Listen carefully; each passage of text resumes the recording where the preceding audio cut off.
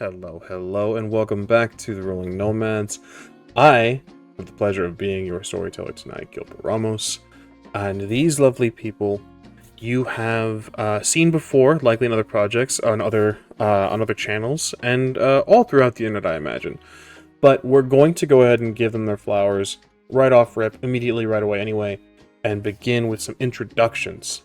So, let's go ahead and begin in the order that I see everyone. Abby, if you would kindly introduce yourself. Well, thank you kindly. I'm Abby. I'm your local Dinan nerd. You can catch me at most places at Enough of Abby, but tonight, I'm going to be our beloved child of clans wrapped in three, all in a stone package. Friday's child, the gargoyle. Pronouns are she, her. Excellent, excellent. Thank you so much for being here. It's an absolute blessing. Let's jump over to Asterisk. Hello. I am Asterisk VTuber, or just simply known as Aster. And I am a musician, voice actor, and sound designer that just really likes playing tabletop role-playing games as well. And it is an honor to be here, and today I will be playing Remy, a Toreador who's Toreador. Let's just leave it at that for now. Excellent. Thank you so much for being here. It's an absolute pleasure to have you in a game. I'm super psyched. Jumping on over to Luna. Hi, I'm Luna, or Druid by Night. You can find me at Druid by Night on the socials. I do social media for Rolling Nomads, and you probably see me being other vampires on here, but this time zone I will be playing one Lola Torres of Clan Malkavian. She, her. Excellent. Always a pleasure to be here. Let's jump over to last but certainly not least, Rissa. Hello, everyone. Like the others, you've probably seen me here and other places. The Rissa Rave all over the internet, but tonight I will be playing Kaida, the Samitsi. We'll see what trouble we can get into. Indeed. So, I've gathered all of these wonderful people and done things a little bit out of order. You must be wondering what this is all about. What is Bloom in Blood? This is our new Vampire the Masquerade Chronicle, Camarilla flavored. We are diving right into the Ivory Tower in Phoenix, Arizona. So, without further ado, let's go ahead and jump right into it. Phoenix. By day, it's a city that should have withered under the desert heat. Yet it thrives in defiance of nature. By night, it belongs to the Kindred, a place where ambition and hunger burn hotter than the sun ever could. Here in the shadows of glass towers and desert streets, old grudges and new power struggles collide. History is etched into the soil here. Long before Phoenix rose from the dust, the desert watched, silent, patient, eternal. Through wildfires, monsoons, and choking haboobs, it endures and it remembers. Every drop of blood spilled, every scream carried on the hot wind, every ambition buried beneath the sand. The Valley of the Sun was not built on empty ground. It was built on memory, on sacrifice, and on hunger. And the desert remembers. Anarch Phoenix has fallen. And 1 year after the new prince, Adrian Montalvo, claimed practice over the entirety of the Phoenix metropolitan area, we cast our eyes to 4 specific kindred. We cast our eyes across the desert, past the night sky, down to the earth, across the soil and sand, past cactuses and the rodents that hide in the desert wildlife that comes alive at night. We travel along hiking trails. We move up a mountain. Weaver's Needle. The domain of a dragon. We don't hike. We don't climb. We have the pleasure of finding the entrance immediately. We weave through the caverns. These carved caves. The system that a dragon is made for itself. And as we come to the main chamber, Kaida, please, what do we see? Dim light, candles sporadically spread throughout this particular cavern. There are trinkets and things everywhere, hanging from the walls, on the floors. It is very much Howl's moving castle. It's Howl's room. There are riches and spoils attained and left everywhere. There is a soft clattering in the space as wind blows through, coming from sometimes wind chimes, sometimes crystals, and sometimes bones. There is incense burning somewhere in this space with an undercurrent of rust, sweet decay.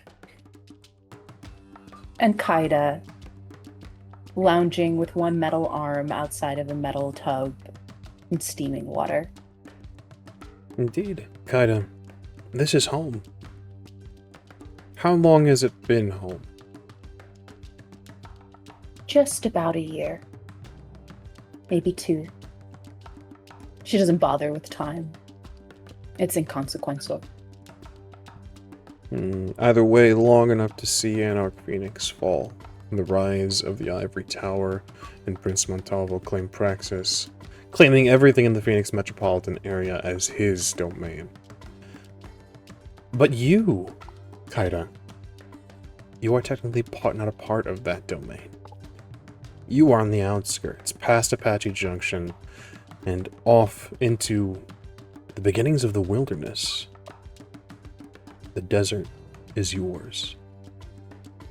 Now, you frequent Phoenix, from what I understand. Often, she works in Phoenix. At a club called Cup Runneth Over. One of the most popular, if not the most popular, club in downtown Phoenix. Perhaps this is why Prince Montalvo has requested to meet with you tonight. Perhaps this is why he's requested the location of your domain, so that he might entreat with you. What did that feel like?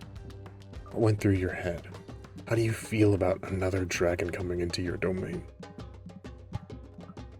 There is thrill, excitement at not being the only one. But Kaida, like any dragon, is territorial. So there is the lingering sense of making sure he understands who owns this particular land, and it is not him. But she is more than happy to play humble host and allow the prince to entreat. Kaida, what is your plan here? And I must ask, do you have a grasp of hospitality? The Zamisi term, in terms of your domain, offering the manners that Zamisi are known for. And will you honor them tonight? I think Kaida has some semblance of what that means. But given how she was raised, she's not as polished as most dragons are. But she will do her best to be as welcoming as possible. Indeed. So my question to you, Kaida, is, do you wait for him in these chambers, or are you going to venture outside of Weaver's Needle and wait at one of the entrances? Or will you even go further to deign to walk down the hiking trails and meet him perhaps where his vehicle would have to stop? What effort do you put forth, if any? She'll meet him at the door, not the end of the driveway. There's something to be said about that choice, indeed. Almost welcoming, not threatening. not keeping someone at the end of your property line. You get ready. As you do, I'll ask you to describe what the accoutrement, the outfit is for tonight, as you host. Kaida stares at trunks and racks full of clothing. Things like this, putting on clothes, it's like putting on armor. You have to prepare for battle properly. And so she stares and she touches cloth. She starts putting on jewelry, gold, starts to put makeup on her face, a stripe of red. Does her hair so it's nice and neat, and pulls on a silk black robe. And leaves it just barely hanging open. And that's really it. That's all she does. Understood, Kaido. You venture outside of these caverns and caves, and as you do, I'll once again turn control over to you. Describe, is this more modern? Is this hard rock and stone? Have you done anything to make this look lived in, or are you keeping up the facade that this is just a simple cave system, should any hikers come by? Oh, she definitely keeps up the facade that it is just a cave. It's just tunnels that lead deeper into this space. There is a well-trodden path, but otherwise there is nothing. It is just darkness as she ventures from her home out towards the edge of the cave itself. You do this. The agreed upon time was midnight. Right now, it's about 11:50, if you cared about time. And as you look down from not necessarily the peak of Weaver's Needle, you can see the city in the distance, the lights, the pollution of the light taking away the stars, corrupting the desert, sort of taking from it. Forcing it out, almost, it feels like. Closer to you, down one of the trails, along the dirt road, you can see his car. You can see his driver. Your sight gives you more. But the light of the stars, you can see he's rolled the window down, he's smoking a cigarette. And tracing along the hiking trail, away from the driver, away from his vehicle, you see him, Prince Montalvo, walking along the dirt, dressed, clad in a suit. Not hiking attire, not suitable for this environment. A black suit with red trim, a maroon pocket square. He's a thin man. His hair is cut relatively short. Slight curls at the end, dark hair, pale skin. Some scruff permanently along his chin and his mustache region. His eyes are sharp. He doesn't look bothered by this hike, despite it clearly ruining what could possibly be expensive shoes. He moves along the rock. And you see him, he's activated something, some sort of discipline. He moves lighter. Steps carry him further than they should.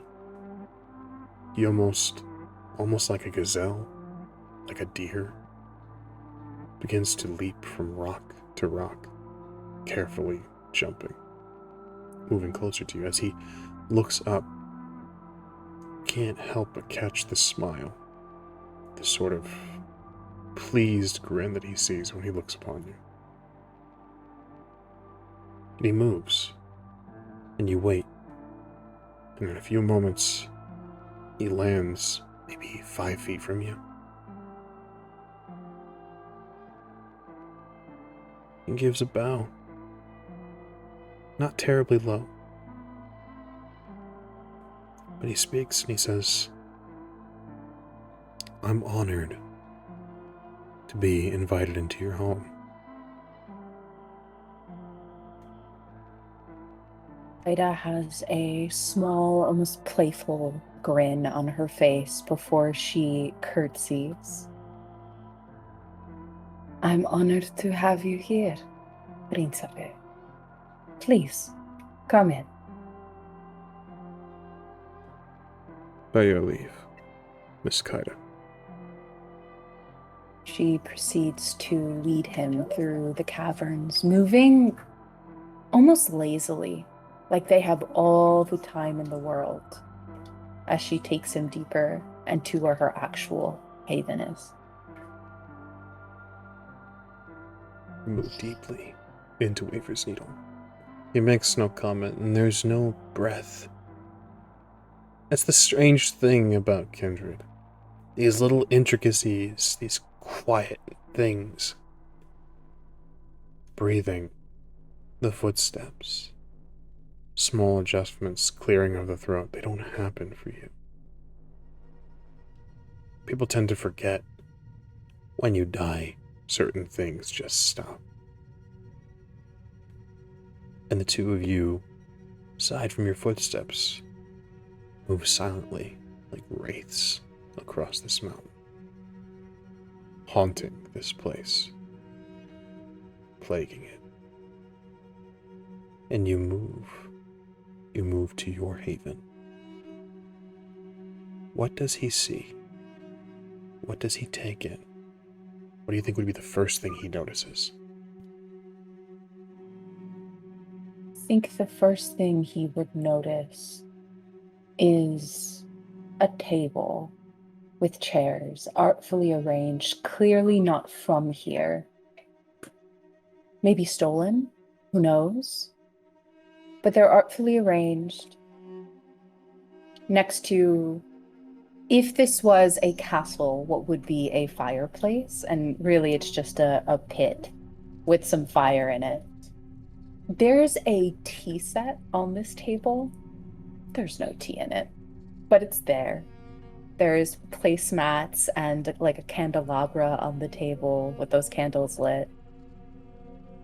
And the chairs themselves are upholstered, so they're kind of cushy, made of a dark wood. And she just gestures her metallic arm for him to take a seat. And he nods, a sort of reverent nod, as he takes a seat. He pauses, and as you said, your upbringing, perhaps you've missed something, perhaps there's something you're supposed to do, or something he's supposed to do, in terms of hospitality, in terms of manners. But he pauses. He says, "You have a lovely home. You've done quite well for yourself." Thank you. She winks at him and then proceeds to sit. And the way that she's arranged these chairs is that they are on either end of these tables. She does not sit next to him. She sits at the head of her table. And behind her, he can see all of the things she has. Maybe if he looks carefully, he would see the bones hidden amongst the things. There's drapery and rugs and blankets and all these things that are all around. But just behind, he might catch a glimpse of a spine or a set of legs, just hidden in the background. She crosses her legs and puts her hands on her knees. And she stares at him. Kaida has gray eyes, but the irises look shattered like spider webs across her eyes. And she just waits. Because he's the prince. She gives him that deference. Seems to pick this up. I must say I'm curious, though. You've chosen such a fine home indeed, but Why so far away from where you frequent? Is there a reason why you choose to reside on the outskirts rather than within, with a life where most of our kind would find the pulse of the city? Where you see pulse, I see distraction. I like to be close to the land, to the forests and its animals. This suits me. It is nice to walk into civilization and find just a touch of humanity. But given how things have been in the city, my prince, perhaps it is safer where I am. Wouldn't you agree? I'm afraid I don't think I would. 8 months has passed since the last, let's call it, opposition. The city is strong. The city is peaceful now. I could understand your aversion in the past. But I'm afraid, dear Kaida, this is no wilderness. You'll find no peace in the trees here. There's empty desert, open land. You want the wild things. If you want the wilderness, it resides in concrete and lights. He looks off for a moment, then looks back at him and gives a wide, toothy, almost shark-like smile. Is that an official invitation to your city? There are those that have whispered. I'm sure you've heard them on your visits to downtown.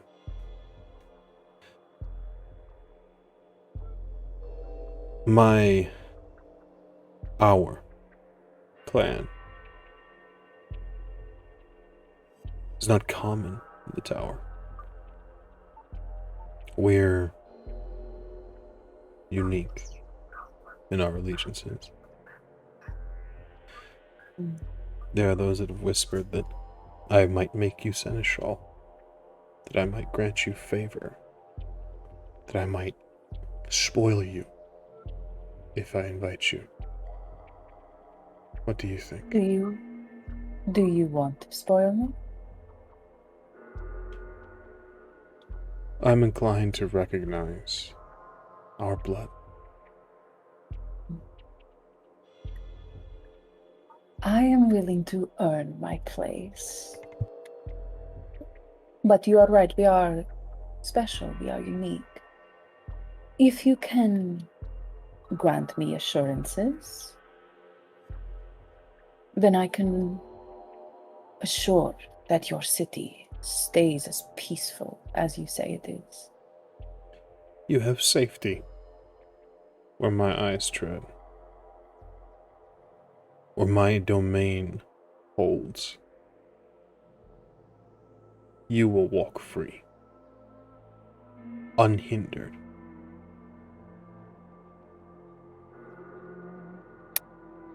There's a brief pause because he said the word free. And Kaida has never known real freedom, so that tempts her. Safety is almost irrelevant to her. That seems to be more his thing than hers. But freedom, that's something she can work with. And so she leans forward a little bit. The robe she's wearing kind of opens up. And she smiles, less shark-like this time. If you can guarantee and keep my freedom, I will do whatever it is you require. All that I would require of those that reside in my domain is that they live peacefully. Gone are the times of an anarch phoenix, when animals would fight in the streets, when barons would make power plays, perform at little games. My city is civilized. My city is structured. Phoenix is strong now. Surely you've seen it. I have. But I don't think it is the anarchs that you are actually worried about, dear Prince. I think you worry about those others our clan is more inclined to swear fealty to. So you've heard. Am I right? rumors. Oh, yes. I've seen the looks, heard the rumors, especially when they look upon me. It is a prejudice that you and I cannot escape.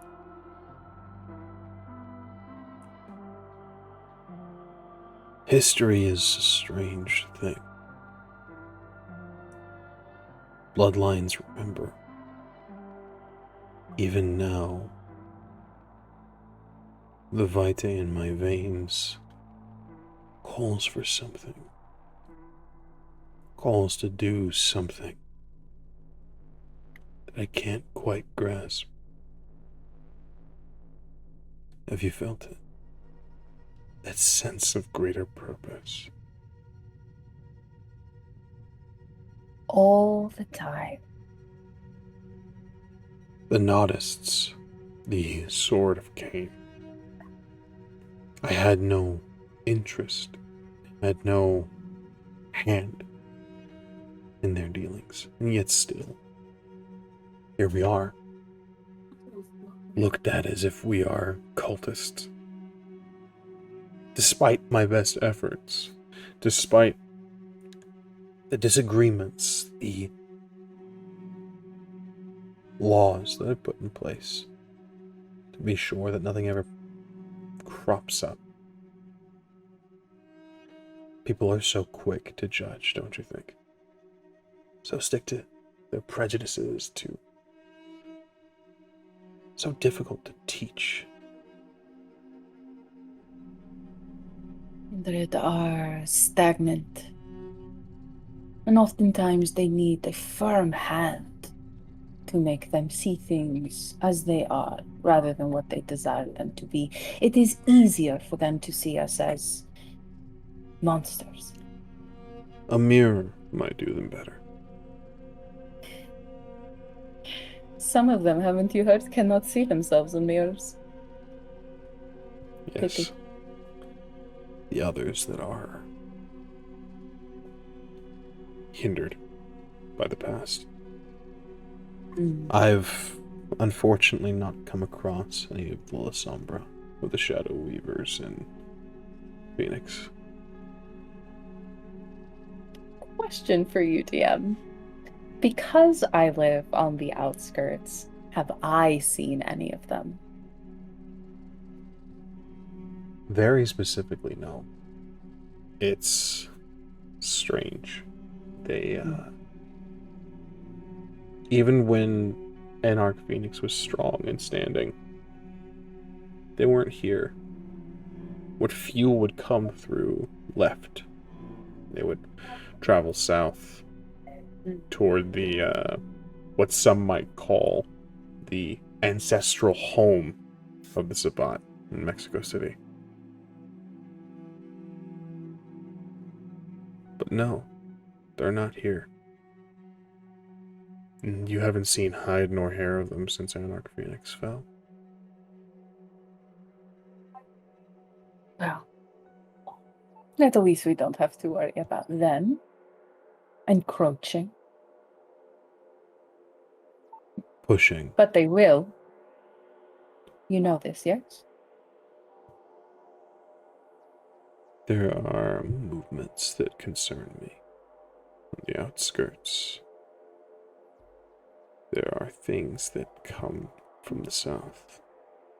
Something has happened. I'm not entirely sure what.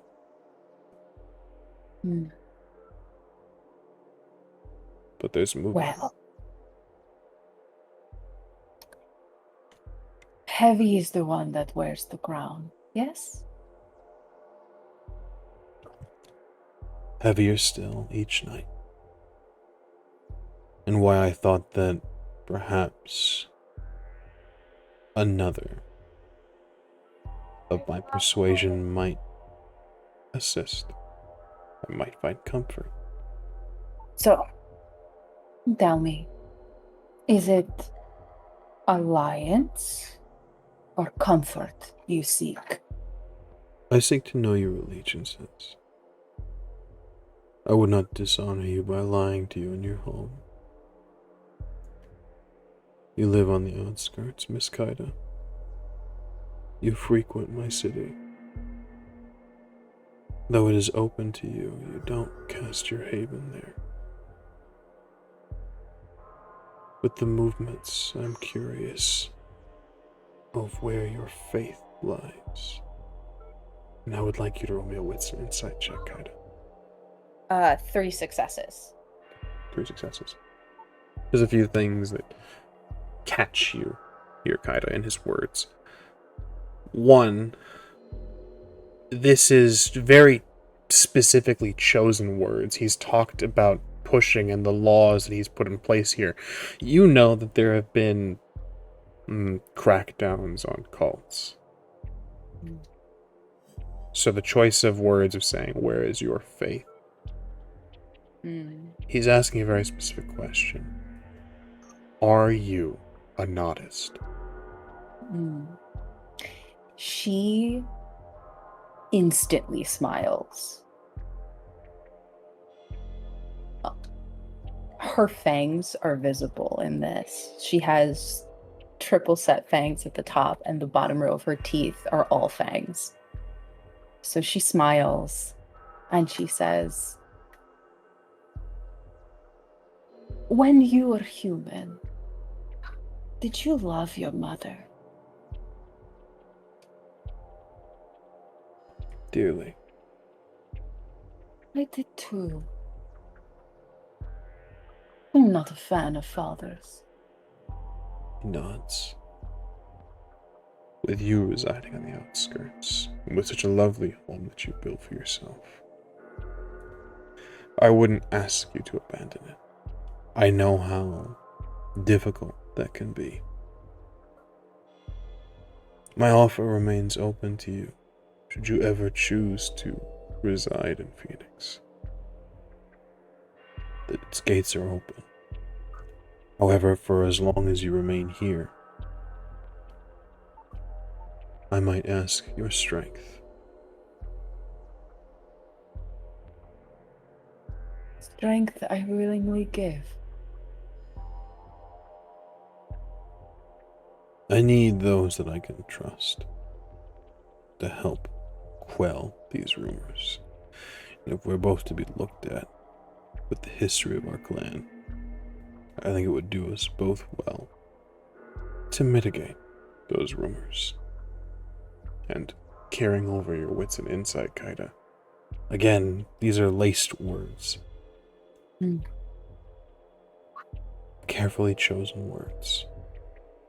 What he's actually asking for you to do is act as a vanguard, to watch the outskirts, to be the city's first line of defense almost, should any Sabbat come toward his city. It sounds like you have permission to do what you will.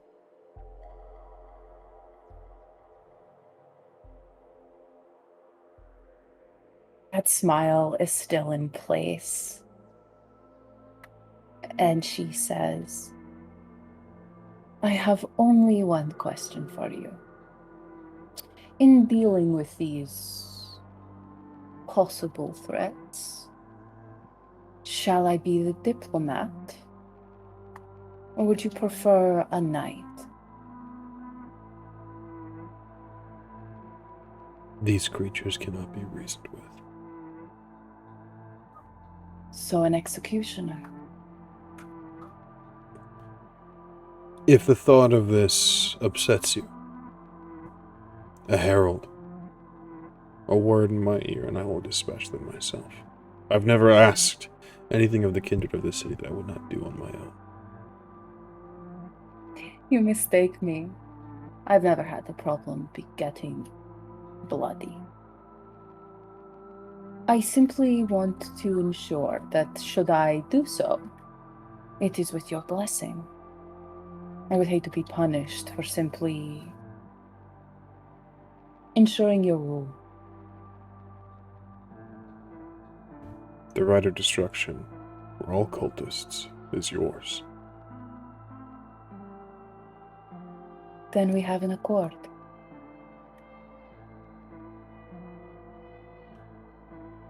I'm glad we could see eye to eye, Miss Kaida. Please, just Kaida, we're friends now. He smiles. Tell me. I'm unfamiliar with the origin of your name. Where are you from, originally? A little island called Boriken, and then colonizers came and renamed it Puerto Rico.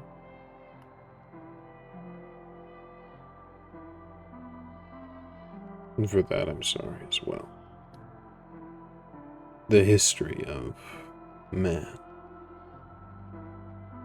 Men in power. It is a bloody history. But with bloody histories come survivors. I am simply descended from survivors. And I always survive. Something that you and I share in common. Kaida, a wits and awareness roll, please. So if 9 my math is successes. right. Yes. Perfect. 9 successes with a crit. You pick it up easily. And you start to trace back this conversation. Adrian Montalvo. You've never really seen it written. But his words carry the slightest hint. He's killed an accent. There's something as well that's there, that he's put on the facade of a Western accent. Something that Americans would find comfortable. There's still hints, flair, just underneath the surface. It's practiced. You catch it, Kaida.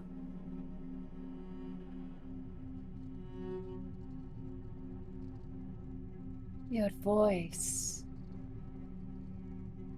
Something in it. Where are you really from?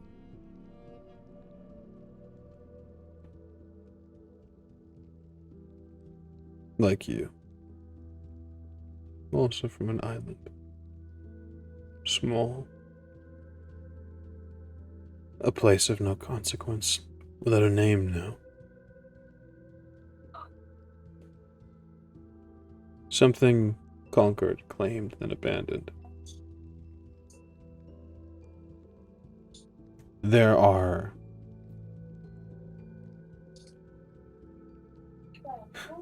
politicians in human terms that would call me Mexican. They would call me a great many deal of things, I imagine. My history is long, storied. But I'm also from the South. Just further than anyone could possibly imagine.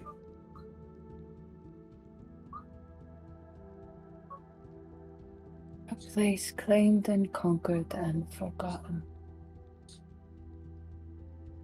Perhaps you will do me the honor of reclaiming who you are. No need to hide.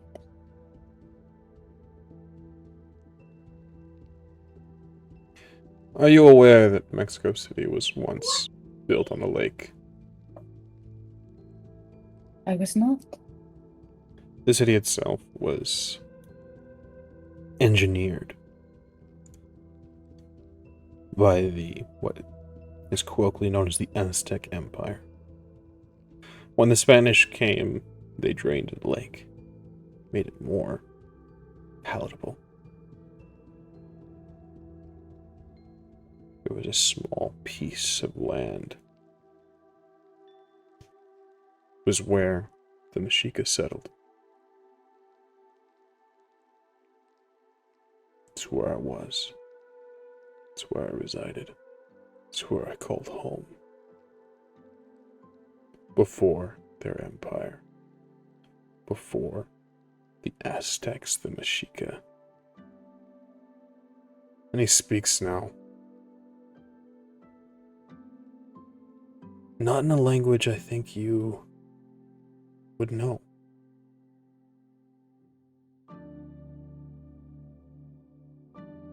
It falls on your ears. And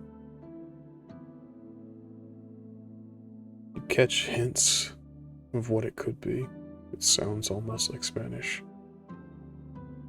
Please continue. When she hears him speak in his actual native tongue, her smile goes from being predatory to warm, because she understands what it is to have your language taken and attempted to be eradicated.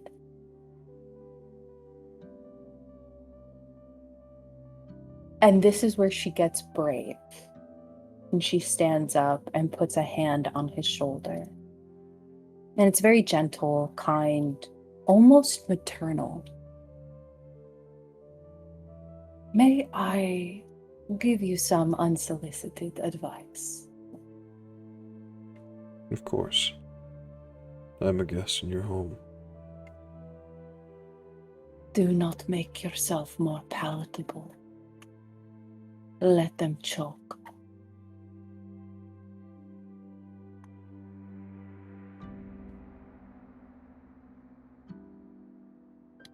If only the ambitions and desires of one man could cause such an entity to choke. But no, Gaida. We are swallowed whole if we do not stand together. You are not just a man. You are more than a man. You are a dragon.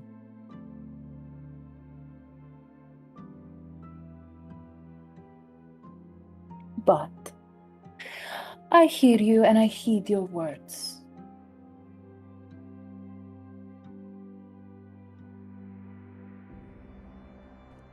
I'll take yours into account for future endeavors.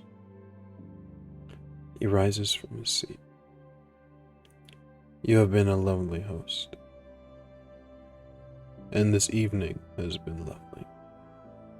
But I have matters I must attend to within the city, and if I wish to be back in my own haven before sunrise, I must make my way now. Travel safe.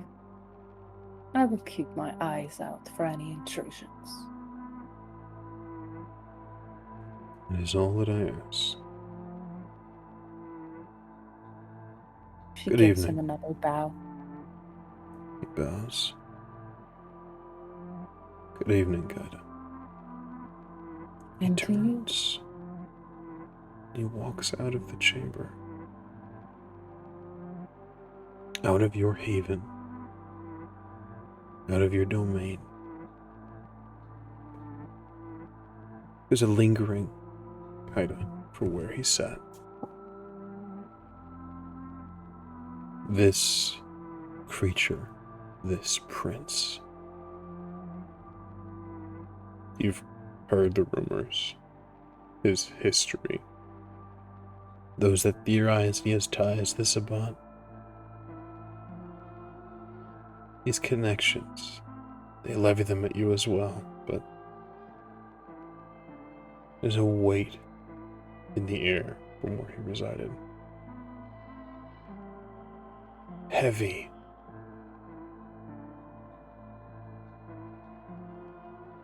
It lingers. It stays. It pollutes this uninvited guest.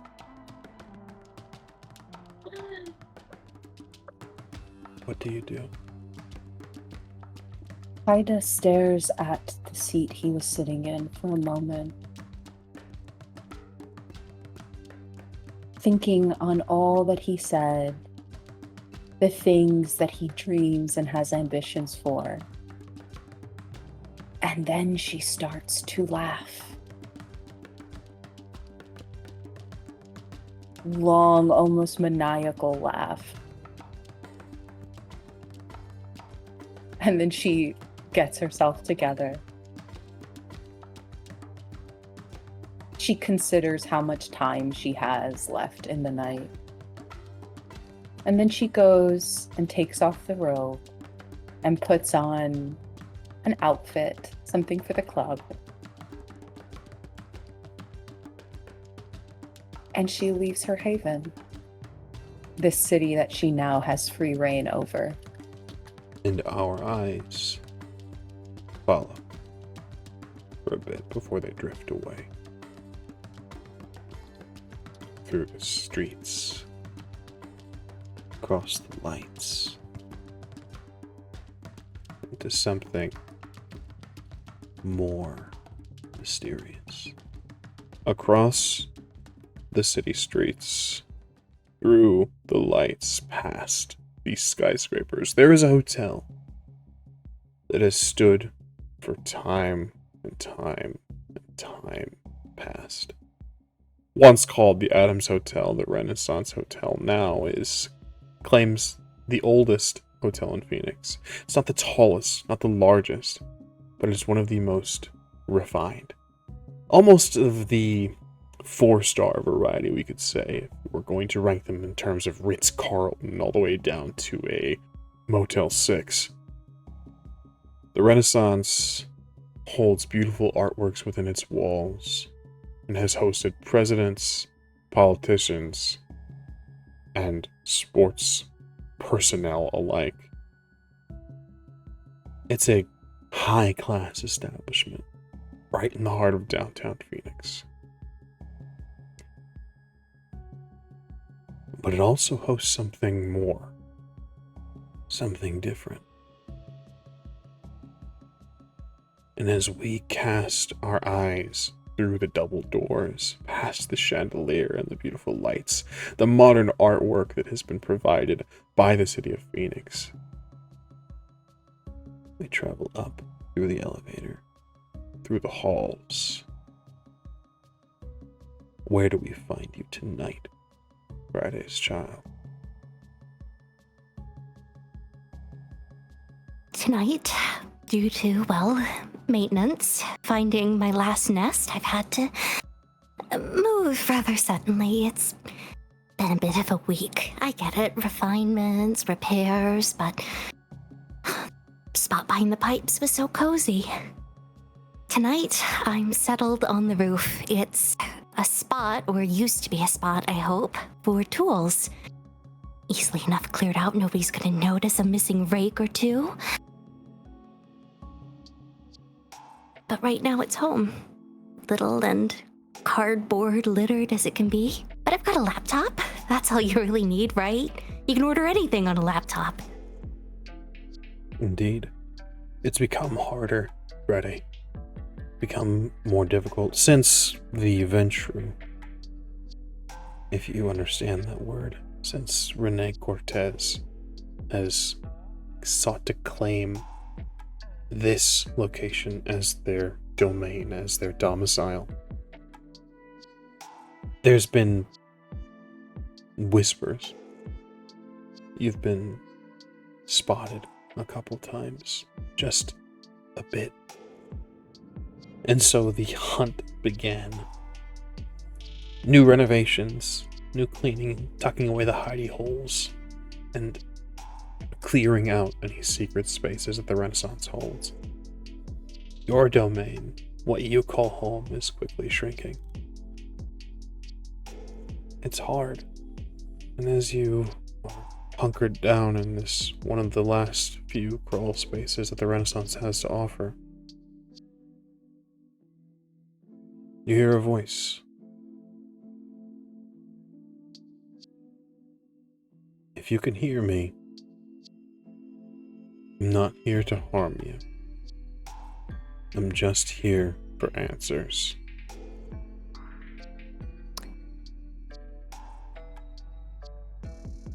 I know this trick. I know this trick too well. It's the same one the Second Inquisition used, and they flushed out our nest, and there was fire everywhere, and in this spiral of panic, Friday is going to meld into the wall with skin of the chameleon.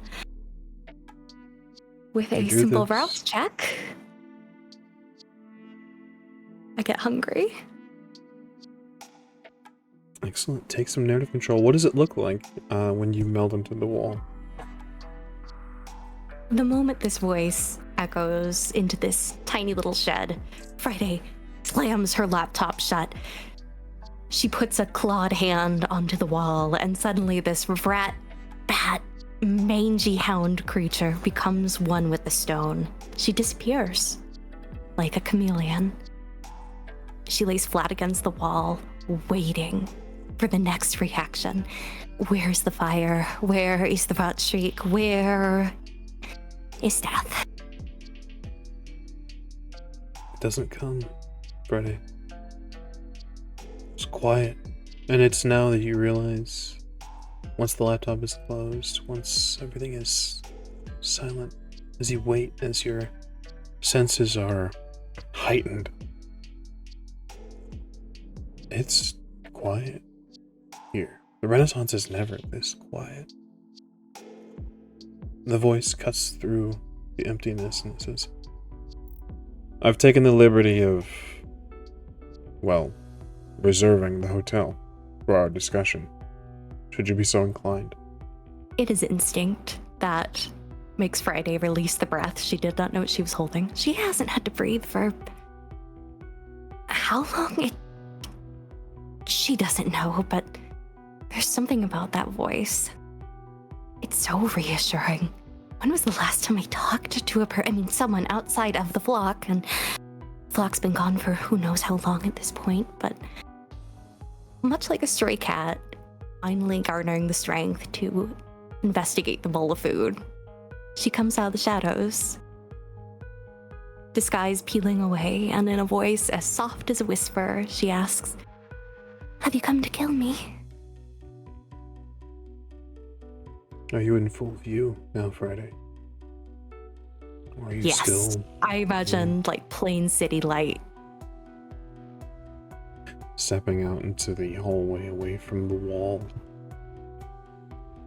What you see is a thin man in a black suit with red trim. Maroon pocket square, his hair is cut relatively short.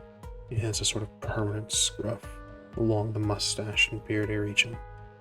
His eyes are sharp. His hair is dark. When he sees you, his eyes soften. What does he see, Reddick? He sees pity, pathetic. Those are the first two words that come to mind. Even for an undead creature that does not eat, Friday is underweight. She is skin and bones and stone and tufts of hair and a long swishing tail that ends in a scrappy little puff of hair. Hidden behind this are two wide amber eyes from a curtain of frizzy, dusty hair. As they blink cautiously, she is poised to run. She is the worst of vermin combined, and yet somehow she stands as a human. Her back hunched, her wings folded close, but still ready to throw herself into the air at a moment's notice. He speaks again as he looks at you, Friday. No. I haven't come to kill you.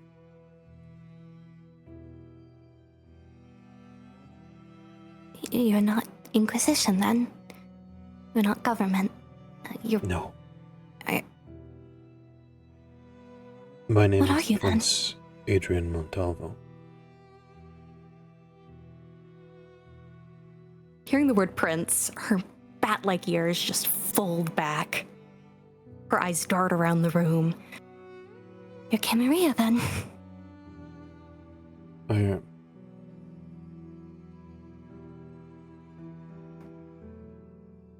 You've come to expel me, then?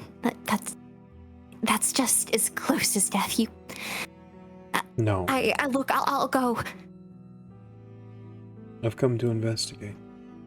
At the behest of my primogen, I've come to inquire. They didn't know what was here. They didn't know that you were here. And as they've claimed a domain that it seems has already been spoken for, I'm inclined to question and to make a decision on who should keep this place. Everyone has a voice in my Phoenix. This feels like a trap, this has to be a trap, but the embers of hope have sparked in my heart, and I step forward a little more from the shadows, revealing more of this grotesque appearance. Human by all means, but definitely not human. Something else has been mixed in, and she blinks slowly as she looks the prince up and down. You mean I could stay? You could. After you answer my questions, after we determine what could be done and where you might have come from. Oh, well, it would be rude for us to... would you like to sit down? And she gestures to this little shed where there are 2 cardboard boxes sat down, one of which has the laptop on it, but she quickly moves it and puts it aside. I would. Thank you. And the visible sag of relief, her wings relax, bat-like and leathery as she goes, sits on the box, and in an almost lamb-like manner, she smiles at the prince, all her little sharp teeth showing.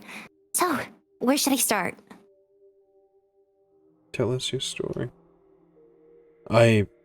As I said, my primogen, they didn't know you were here, so they had no inclination that it was you. They claimed hauntings, that there was a monster. But I would like to hear I'm your not a side. monster. I didn't know anyone owned this place, but I knew people came here, humans, but I didn't realize Kindred lived here. I would have asked otherwise, but, well, the convent of thorns and all that, I didn't want to... Well, I didn't want to die. Again, that is... You I'm misunderstand. from San Francisco. San Francisco. I've never had the pleasure. It's, if you're really Camarilla, you probably wouldn't have a pleasurable experience there. It's very anarch. Well, last I was there, I think I was from there. I don't remember anything before. She gestures at herself. This, but that's where my sire found me, the Falconer. Before, well, things got bad and the barons didn't want us there anymore, and then we were in the Redwoods, and then there was, well, there were people, not like your people, and I know this tends to be an issue. I haven't fed on any of the humans here, I promise that. I don't even like human flesh, blood, any of that. I make do with the pigeons. I do, really. You were unaware of the laws here. You don't need to explain yourself. From here on out, that is what my concern is. Your history, your past. Any transgressions you think you might have committed. Pay them no mind. This is mind-boggling, and it still feels like a trap. But I'm not dead yet, so I'll keep talking. I came here about a month ago. Yeah, it was the start of the month. The storms just started. I came in under the cover of clouds. I didn't want anyone to notice me. I was going to live in the airport, but I was too busy. And, well, and she lifts up a wing, and there is a still healing, stony wound. It looks like something has been ripped out of it. I've attracted attention. Our flock, we were living in a cave system, but we were found out. We got captured, bag tagged. I think we were in New Mexico. It was dark, and I had a stake in my heart for most of it, but I got out. There was an electric storm, but I'm known. If that was a concern. It is a concern, but not one that you need to worry about me. I'm familiar with New Mexico, quite familiar.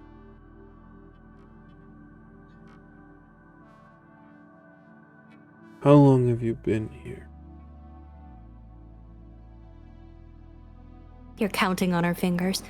I've been in the hotel for about 2 weeks. You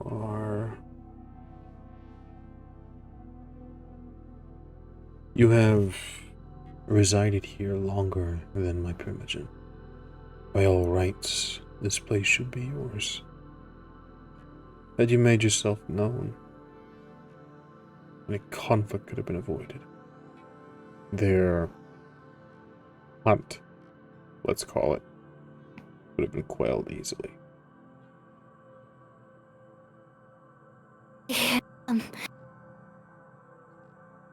Thank you, Your Grace.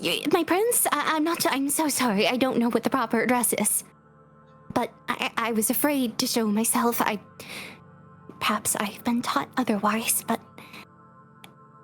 my blood is not welcome in Camarilla cities, so I've heard. I wanted to keep a low profile, lest I ended up waiting for the sunrise.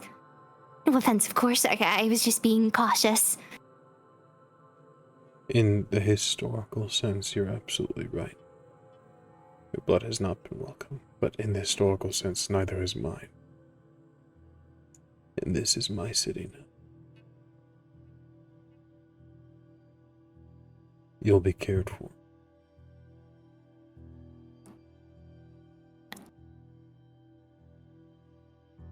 Friday's eyes, bright amber like headlights, well up with tears. She is shaking like a chihuahua, and in gratitude, it's been so long since she's felt the touch of another person, when she's so used to living and brushing up against other people. She takes the prince's hand, shakes them. Thank you, thank you, thank you. I'll be so quiet. No one will even know that I'm here. I know that I saw him a few times, but I'll apologize. I can do a gift basket. I can see things. People can't find me most of the time. I'll be so quiet. I'll do anything. You have no need of an apology. In fact, I'm inclined to advise my primogen that they've invaded on your space.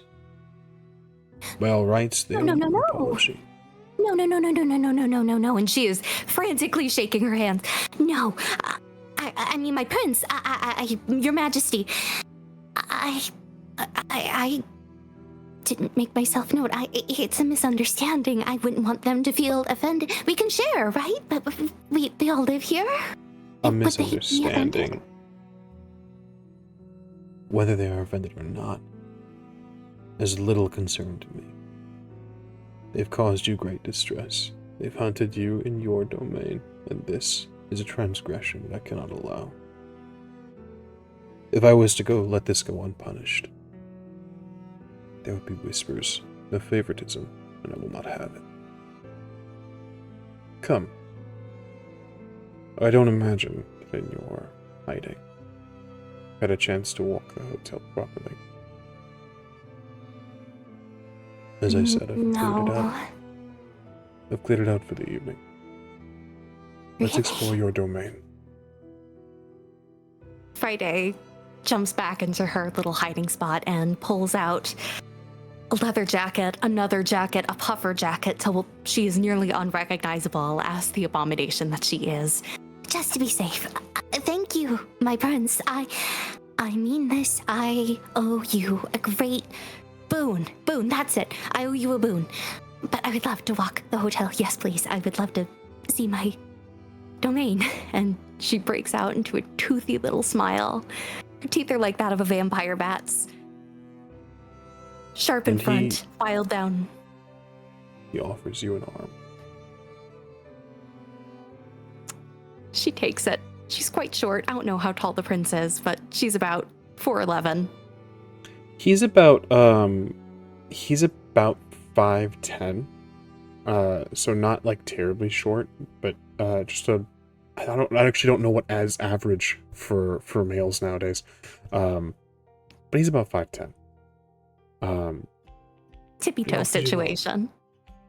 And he walks with you through your domain.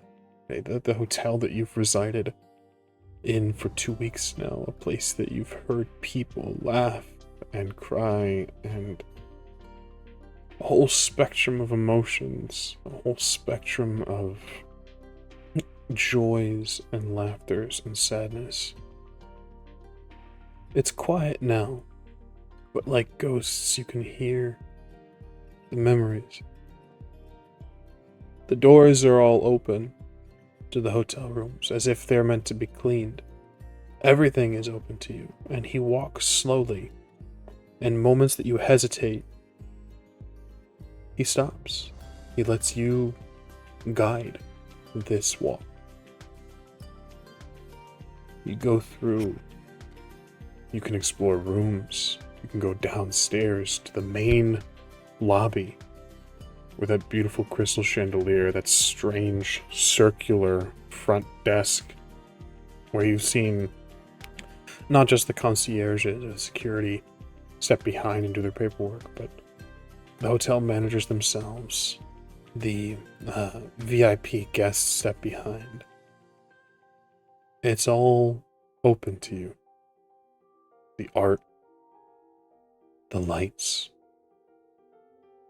the downstairs bar, the Starbucks that's attached, everything.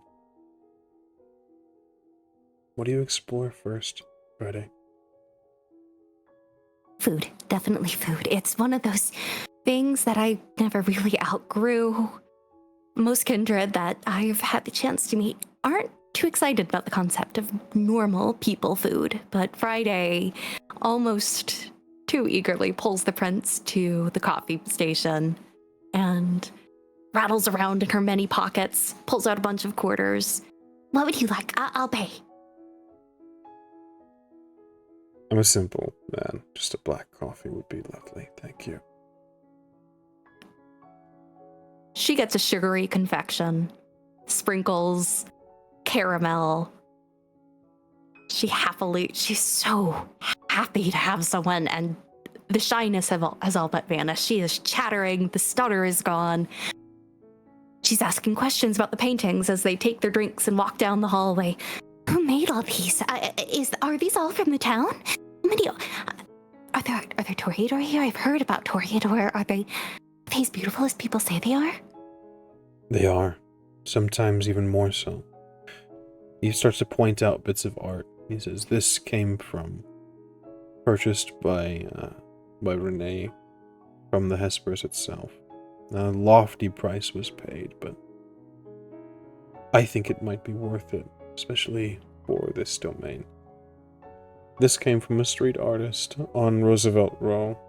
This came from a more petulant child, someone a little more arrogant than their artwork should let on.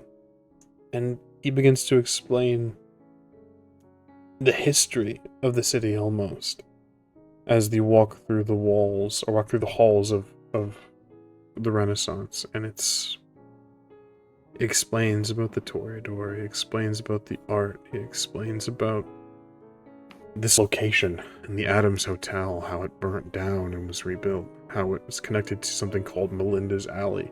And you've heard from upstairs, when you cast your senses down, the bars, the former red light district of Phoenix, Melinda's Alley, and all of the life that comes from it. And it's all hers.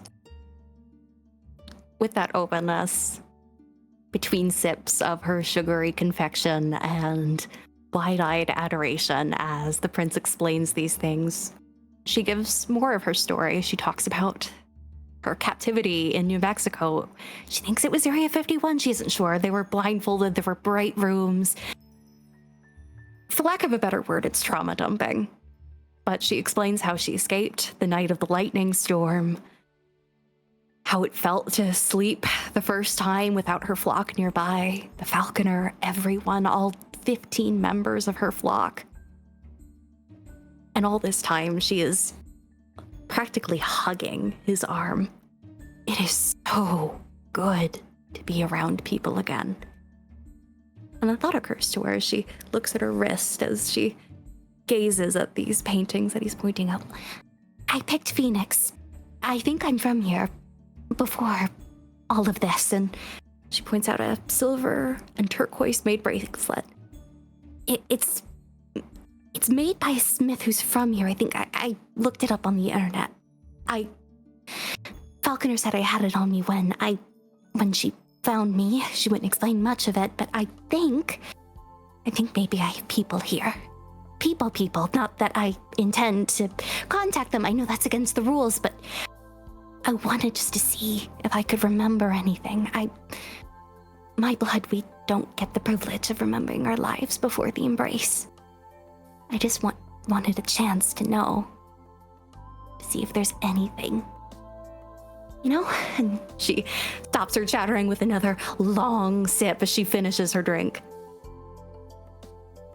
Go ahead and give me a wits and insight, Verde. 2 successes. 2 successes. He eyes the bracelet with a reverence. Something connects with him. Doesn't really speak it though. But you catch it. Friday would misinterpret this as covetousness. He wants it. Maybe she tucks her hand away just a little bit, but she chatters on happily. It's contact for now, and maybe she can bargain with something else in the bracelet if he really wants it. She's useful, and rather out of the blue, she brings this up. You know, I am really good at getting into places I'm not supposed to. You know that at that warehouse that sells rats and stuff to the pet stores? It's on, I think, Thomas? I'm not sure, but that's where I go for dinner. I know that most people wouldn't think that's a highly secured place, but you would not believe the security levels they have in there. I guess they think that everyone wants to steal the rats, which I do, but I only take a few, and really, I only take what I need. But they can't even see me on camera. They haven't even noticed that I'm taking any of their inventory. So if you need me to do any of that for you, like if there's a spot you need me to check out, I could do that easily. It's a favor for free. There may be a time where I call on you, and I think I might have use of that skill. There's a situation brewing in... Do you know Goodyear? Nodding. There's some questionable movements that I would need investigated, but for the time being, 2 weeks you've been hiding. 2 weeks you've been hunted and tending to your own. I'm inclined to give you some time to adjust, to acclimate. Now, you said you were known. And with your story, I must alert you that the Second Inquisition has a presence here in this city. Her smile's completely fallen, and the chihuahua trembling has returned once more. I can stay hidden for longer if that's what you need. I don't mind it, really. It's what I've been doing my whole life. It ends tonight. Rest assured, yes, I will not find you here. This is not an invitation to stop being careful, Friday. But it is an invitation to choose a room. You don't need to hide in a crawl space. It would be unbecoming of a lord of their land to reside in a hut. I can arrange for a suite to be made yours. Of course, when you exit that room, you'll need to be hidden. You'll need to crawl. You'll need to hide. But in your home, you should be free. It feels like being a princess in a dream. She's been swept off her feet by a prince in shining armor.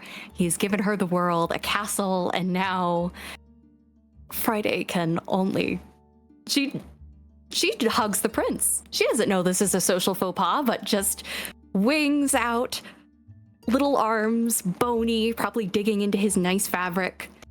Thank you. I'd really like the pink room on the right. It's really pretty. I'll be so careful about it. I know I've been in there a few times. There's a vent on the left that's really easily openable. I can stock myself in there during the day. But thank you so much, my prince. I will... Thank you. Are you sure? There are larger. There are the executive suites at the top if you were so inclined. Oh, no. I wouldn't need that much space. I work better in closed spaces anyway. Should you change your mind, as I said, this place is yours. And as you are both walking through this sort of banquet hall,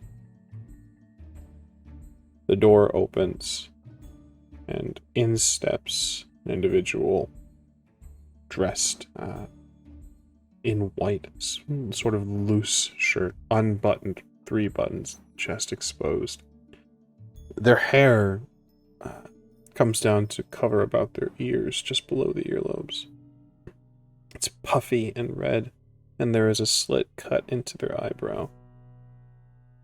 They are sun-kissed and beautiful, but they have a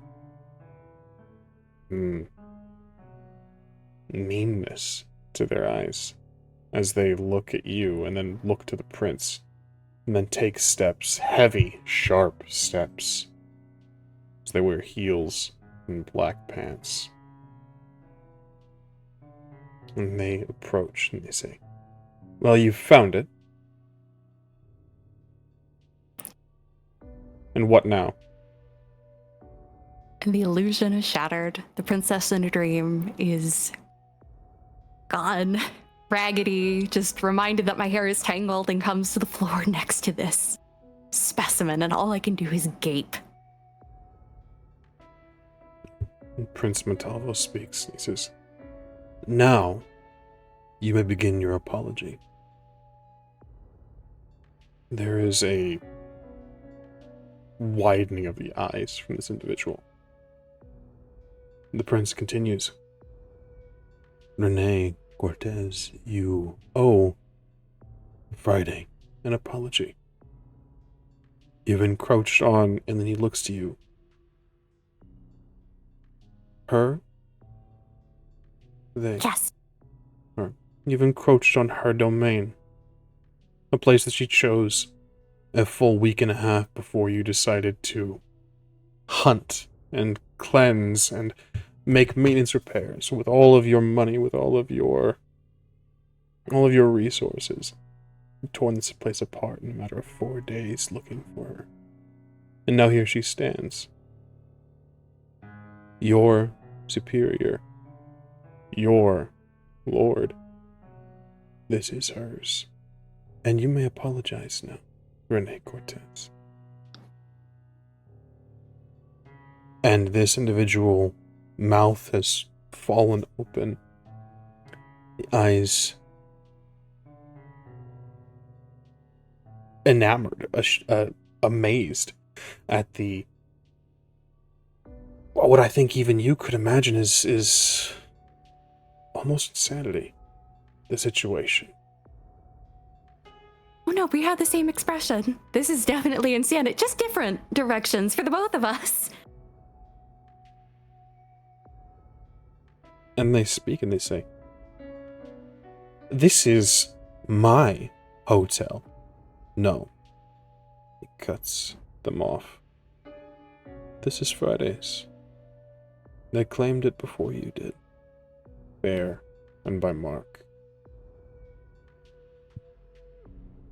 And you've caused them a great inconvenience. If you're at a loss for words, I think a letter might do. You need time to conduct yourself. Renee looks between the two of you. You'll be hearing from me soon. To whom would I address the letter? And to what room?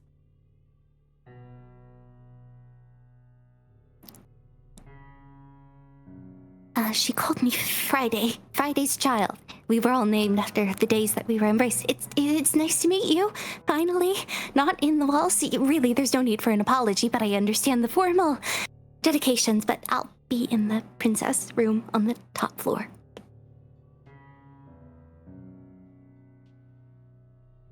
Their eyes roll, and there's a half step forward by the prince. And Renee straightens themselves. You have my sincerest apologies for any inconvenience I've caused. I didn't intend to claim something that was already spoken for. I'll be sure to make myself known if and when I come to visit the Renaissance Hotel.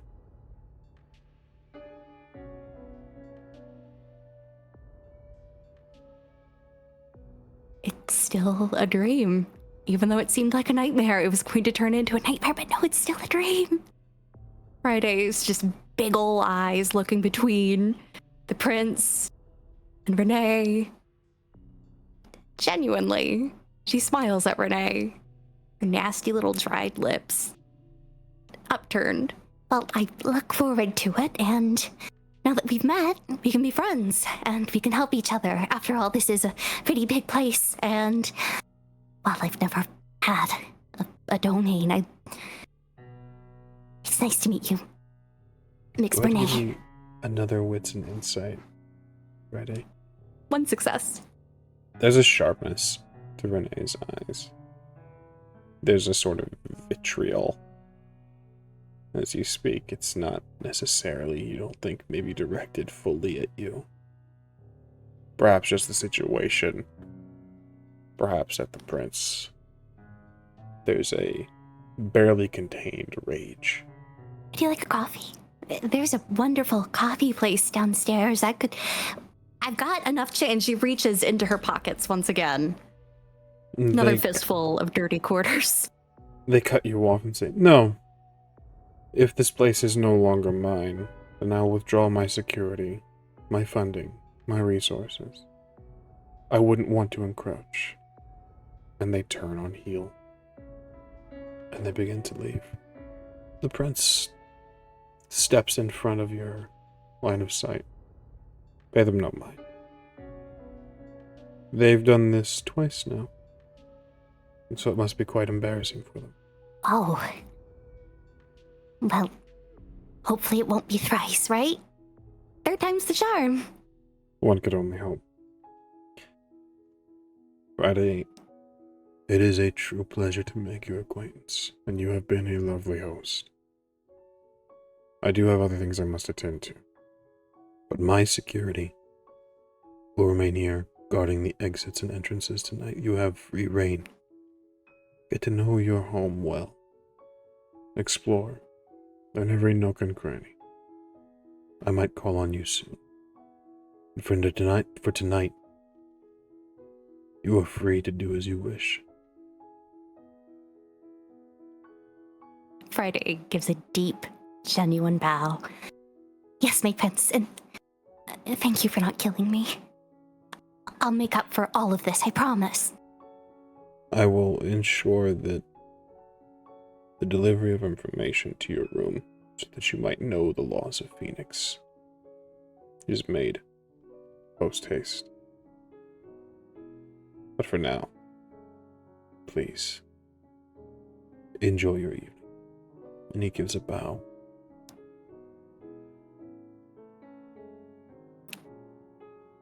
Alright, now to figure out how to order a pizza to this place. She starts to walk around on her own.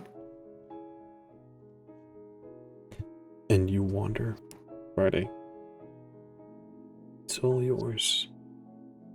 And he upheld what he said. His security remains at the double doors, not allowing anyone in. And there are some... The Renaissance being downtown, there are some drunkards that are causing problems. It's a nightly affair for the Renaissance Hotel. But they're not allowed in. You have the run of the place. And you get to explore. You get to look at the art. And even with as nice as it was to be in contact with people, as nice as it was to have a conversation again, to stretch your wings now, to be yourself. Not waiting for the other shoe to drop, not waiting for the prince or the dream to turn into a nightmare. You're alone. And you're free. It's a sensation that's new.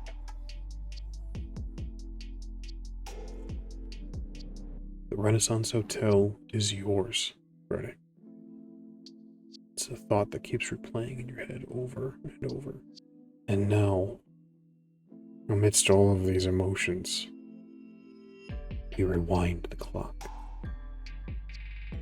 We turn back, say, when the prince left the city, another made himself known.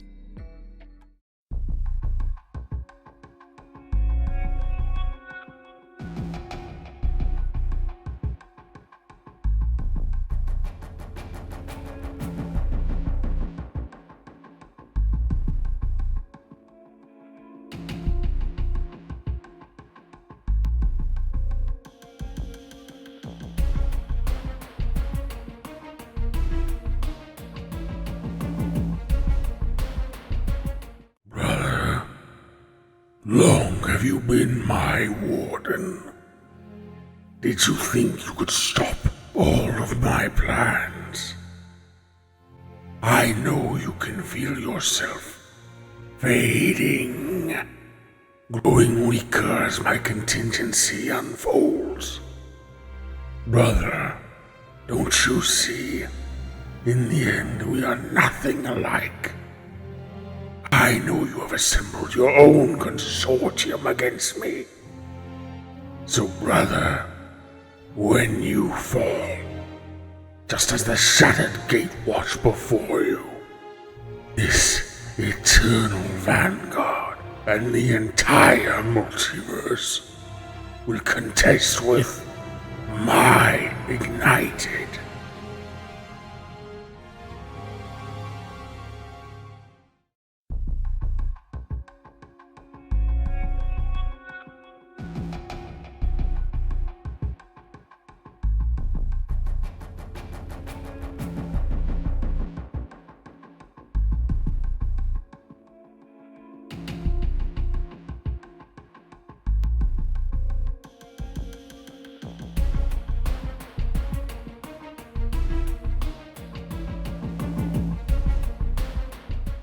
first came to this country, I had nothing.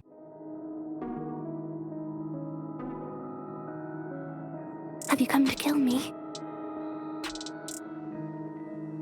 I am simply descended from survivors, and I always survive. Life doesn't stop when you die. My blood is not welcome in Camarilla cities. Did you love your mother? Dearly. I did too. I'm not a fan of father. Crying takes more breath. I've learned that the hard way. Fuck, Roman. Fuck. Everyone has a voice in my Phoenix.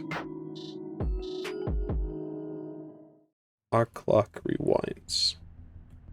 And as the prince leaves the city to go meet with another dragon, we cast our eyes down Roosevelt Row, across the artists in the art galleries, across the nightlife of downtown Phoenix. And we come to a simple concrete building. Well, really interconnected network of concrete buildings. And as we enter through their doors, we'll turn narrative control.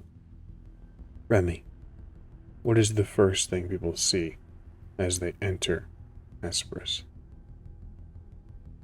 Hesperus, you immediately see a pitch black room that leads into, there are several doors that go from one side to the other, and every single door opens up an entirely new world. Each world with different colors, different arts. Some of them, the entire installation is simply just shapes. Mirrored shapes that reflect all sorts of different colors and different lights. And down each room, there are several more doors. This entire concrete building, or this entire block actually, is part of Hesperus. This entire thing is connected, and it is an entire gallery of different types of thoughts, ideas, different expressions. Some people like to play with perception. Some other artists like to play with just having walls filled with graffiti. Others, different types of sensations. There's one room that you walk into, and there is a light mist that kind of blooms and constantly falls onto people, kind of almost prickly in a sense. The floors just metal grates in that, and from the mist, light projections are passing through the mist as if there are ghosts all around this entire room. And then in the very, very back, all the way in the back, there is one room that has a bit of a warning sign in front of it. This night, it is absolutely locked. And that is where Remy is disciplining one of his middle managers. Let's expand on that, Remy. What did they do? What's the reason for the discipline? They slacked off. In the sense that they, as a middle manager, you listen to the cries and the pleas and you want of those that you manage, and you make sure that they are doing their job. And whenever there are certain things, for example, money that is to be passed without mistake, without flaws, there should be the exact amount that passed through it as well. Some thought to undermine authority, and this particular one seems to have embezzled some money from Remy. And a shoddy job they did, Remy. It wasn't even really covered. It was just a matter of tracing the complaints. An artist wasn't paid the proper amount. And then tracing that, another wasn't paid the proper amount, not what was owed. Their contracts were specified a certain amount, and this middle manager, this person, this sort of acquisitions, had been skimming off that payment, acquiring it for the past several months. This does some damage, or this could do some damage to your reputation, Remy. And your reputation in Phoenix is already phenomenal. A stain on it just wouldn't do. What is the manner of discipline? This room, unlike any of the other rooms, well, it's no two rooms are the same. But this particular one is a little bit more hands-on. There are craggy, sharp rocks that jut out of the walls. Stalactites from the steel ceiling, stalagmites on the floor. It feels damp, and yet there is a sense of chokingness. There's not enough air in here, and there's not enough light. One singular beam in the middle of the room that shows just the one chair with the one manager. And Remy. And it would be silent if not for the begging. Remy, look, it's not what it seems, all right? It was just an accounting error, and it's not even really my fault. I put the paperwork in. It's accounting's issue, okay? I just need to get with Sarah and correct it, and that's all. We'll get the artist taken care of. With me? I think coming up on like 3 years now. And in those 3 years, you've never had a problem? Not a single one, Remy. You know this. Come on. You took care of me when it came. Look, you've always taken care of me. When I came to Phoenix, it's not what it. I know what it looks like. Trust me, I know what it looks like. I've seen. Let's take your side really quick then. Just slightly.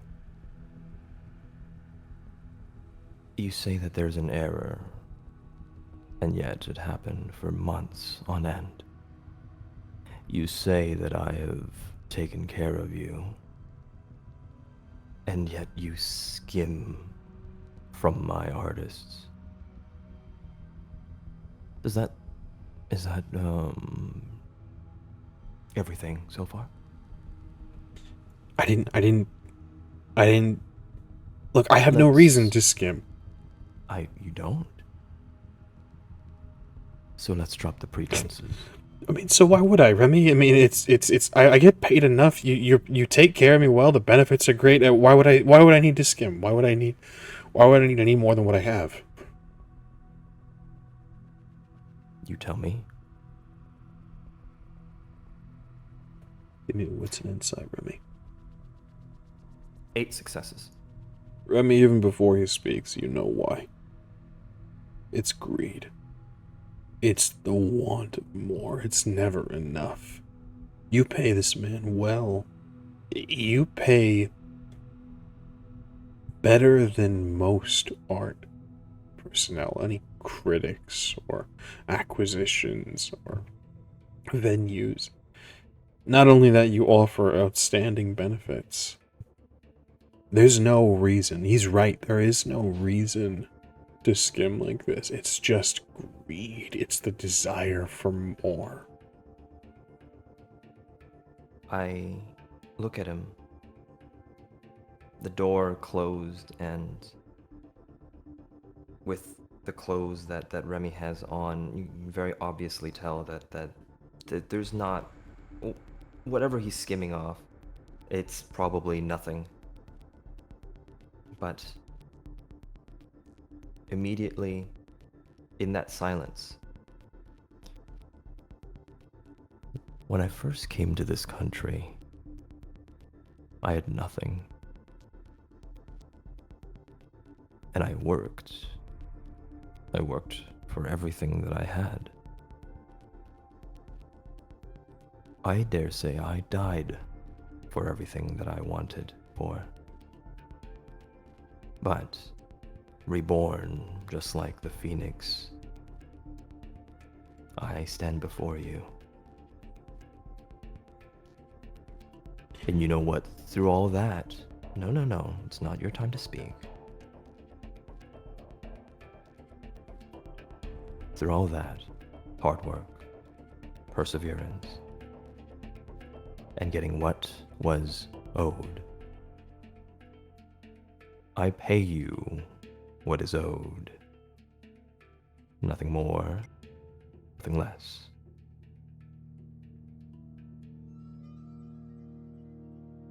You do, Remy, you do. The difference between men like me and you is that we have more to offer. All right? These artists, you're too kind, Remy. That's what it is. That's what it really boils down to. You think they were owed what their contracts say? You say you have more to offer, but I think you have more to lose. Do you really think some fucking graffiti artist deserves the amount that you paid them? Yes. Exactly that. I pay you to do your job, and I pay them to do theirs. That is the worth. You don't decide that. I do. That's what you pay me to decide, Remy. That's what you pay me to do. You pay me to protect you in terms of finance, in terms of credit. I did my job. And you know what? Maybe I took a little more because that's what I think I'm owed. So here's that interesting little thing. You thinking. Now, let's dial it back a little bit. I will always pay when you are old. Always. You don't see anybody else complaining. You're not the only one. You're a dime a dozen. One go missing, I wouldn't really say that calls for any operations to end. I wouldn't rather anybody be missing, though. Yeah, so you're not. This is a scary setup, Remy, but you know what, man? You're an artist and a fucking mobster. You think that this is going to... What's the end result? I'll walk out of here. I'll write you a check. And I'll move to another city.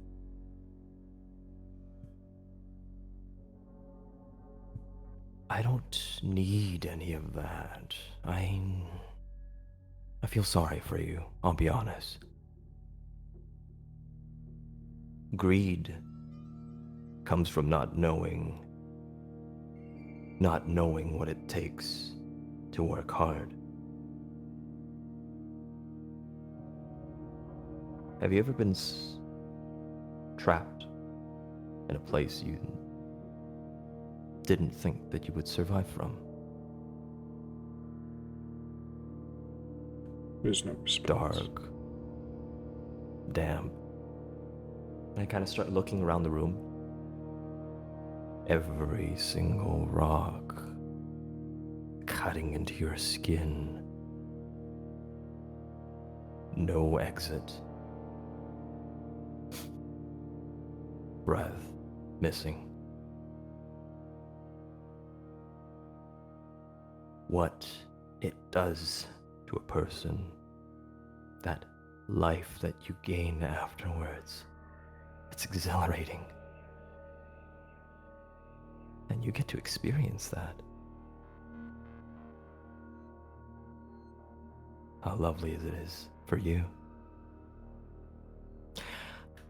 Let's end our conversation for the night. You will repay me, not in your money. The artists have gotten their pay, regardless of what you've done. You will repay me in your experience. You will repay me in what little breaths you may have. You can scream, you can cry, but once you survive, well, you'll be a better person for it. I assure you.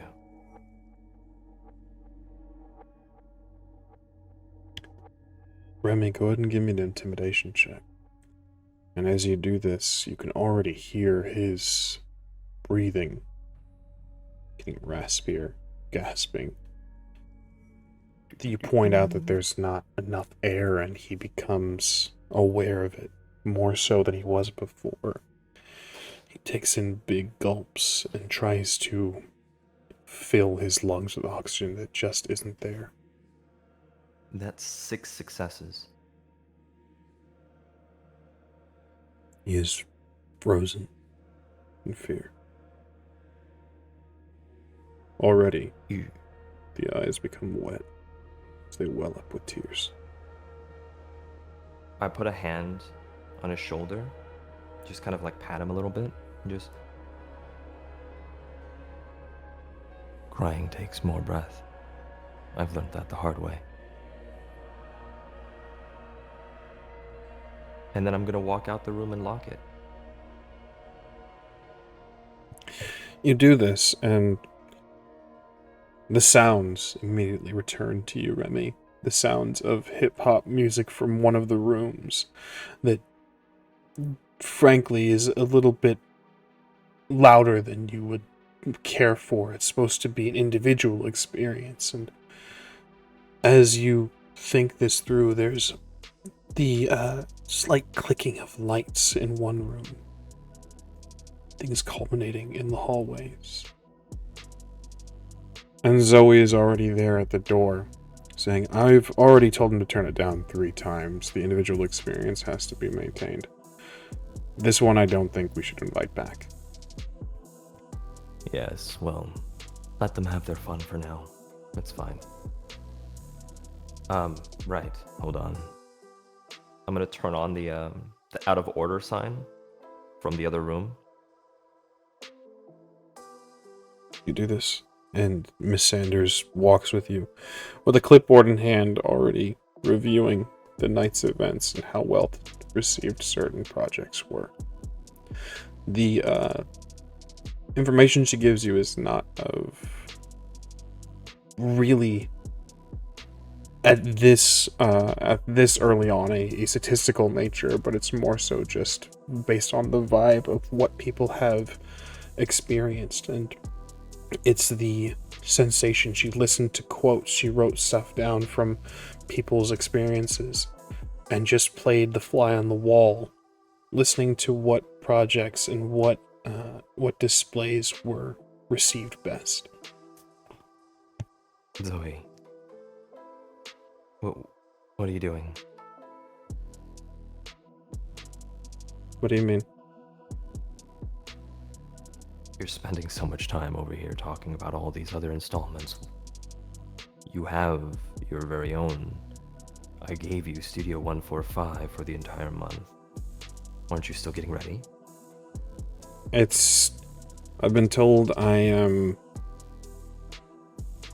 overthinking it, so I'm trying to put my mind on other things for the time being. Overthinking other things, you mean? I know you don't care for him, but he's helped relieve a lot of the stress and has helped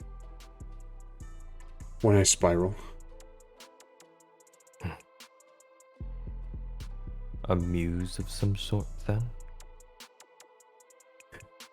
A muse you've met, and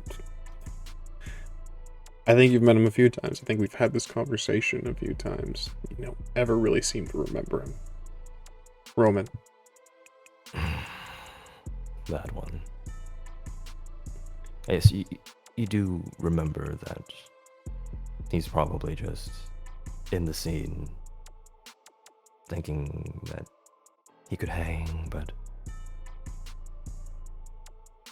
Or do you believe in him? I think there's more to him. I'm not saying you give him a room at Hesper's. I'm just saying that I think that he's got some potential.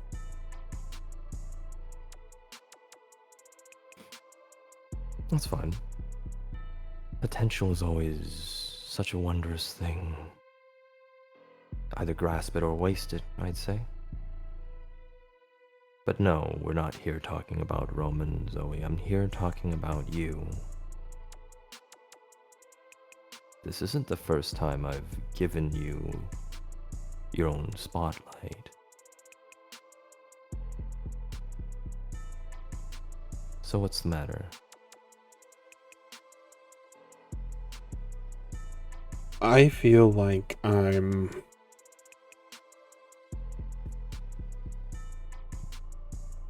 competing with myself.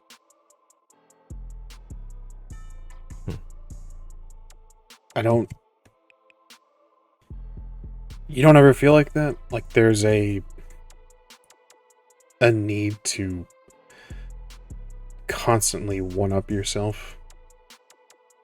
You don't feel like there's just a constant climb? I don't know if this month,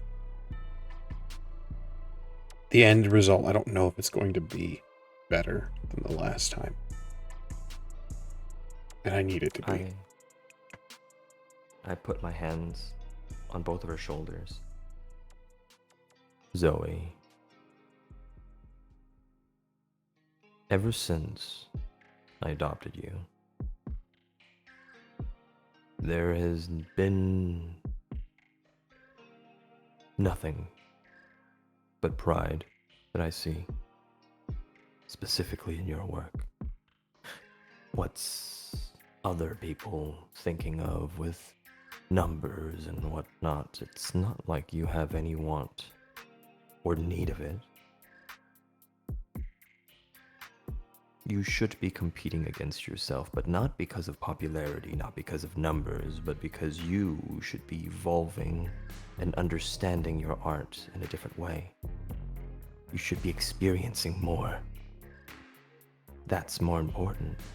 I'm trying. That's just leaving something behind.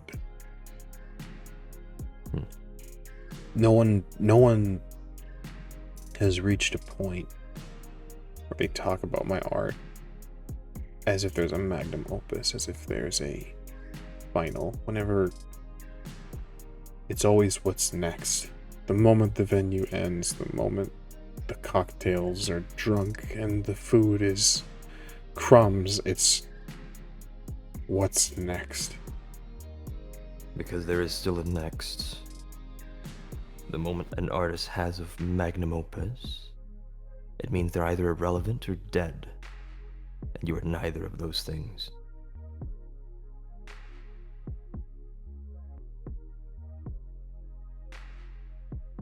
That's a fair way to look at it.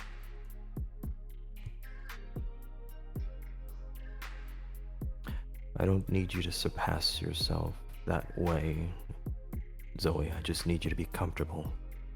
I just need you to be understanding that your art, your beautiful mind can create and is, well, will always be able to create.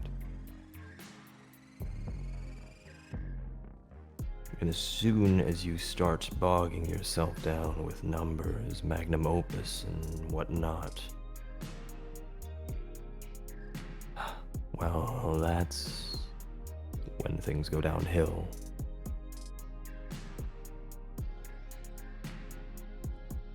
I guess I'm just overthinking. It's what Roman says too.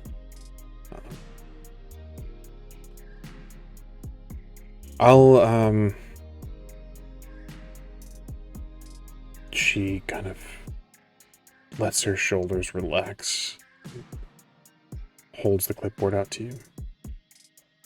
I'll take a night off, if that's alright. I'll head out. Sierra starts soon, so... Yeah. Get a drink. Yeah.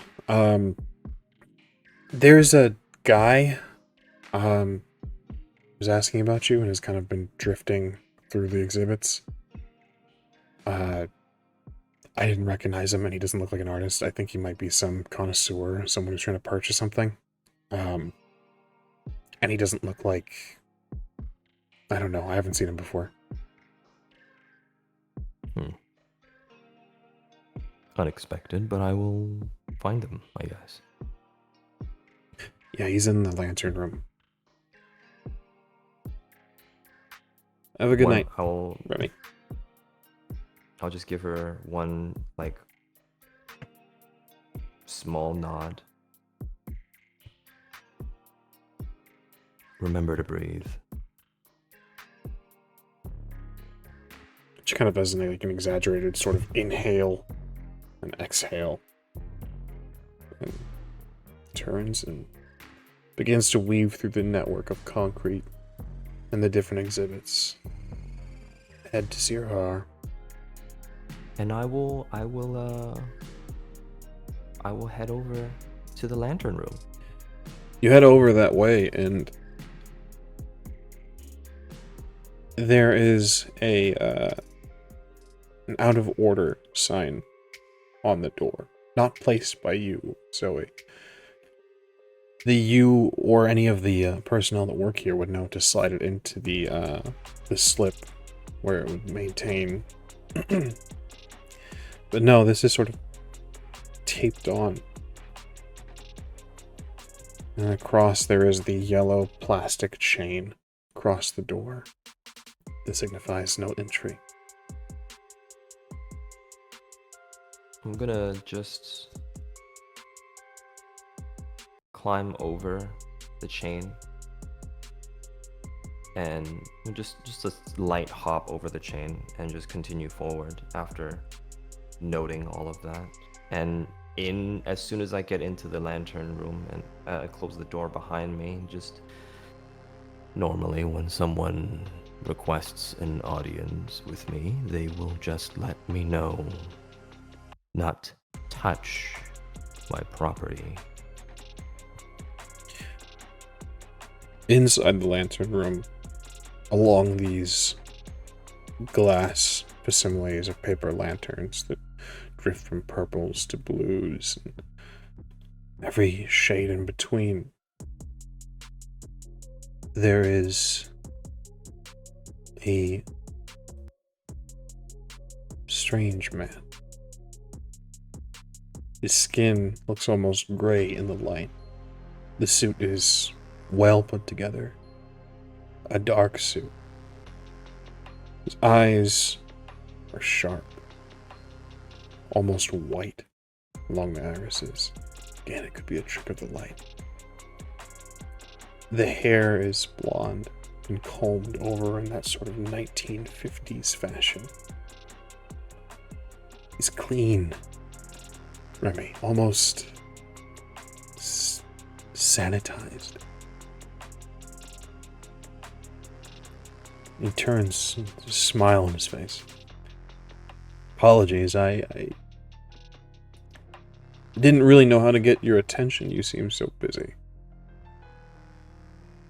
There are things to run around the night, but there are ways to get my attention.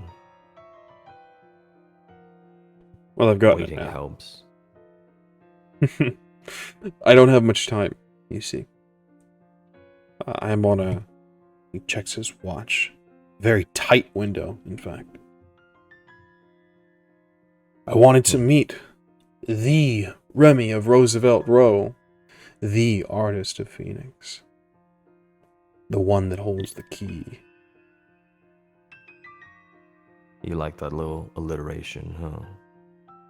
Was very fond of it when the rabble on the streets began to whisper it. Remy of Roosevelt Row. A beautiful, beautiful string of words. Flattery will get you nowhere, specifically in this particular gallery. Let me know what you want. I want to know what you think, Remy of Roosevelt Row. No last name, bit like Cher, Madonna, Prince. Is that where your art comes into play? You a musician, Remy? My name was given to me, and I adopted it, and I enjoy it. Any other name, I don't need. Need. I suppose that's what you could say I am here for. What I need, Remy, from you is just a few bits of information. You've been here for years now, from what I can gather. Several. You saw the rise of Anarch Phoenix.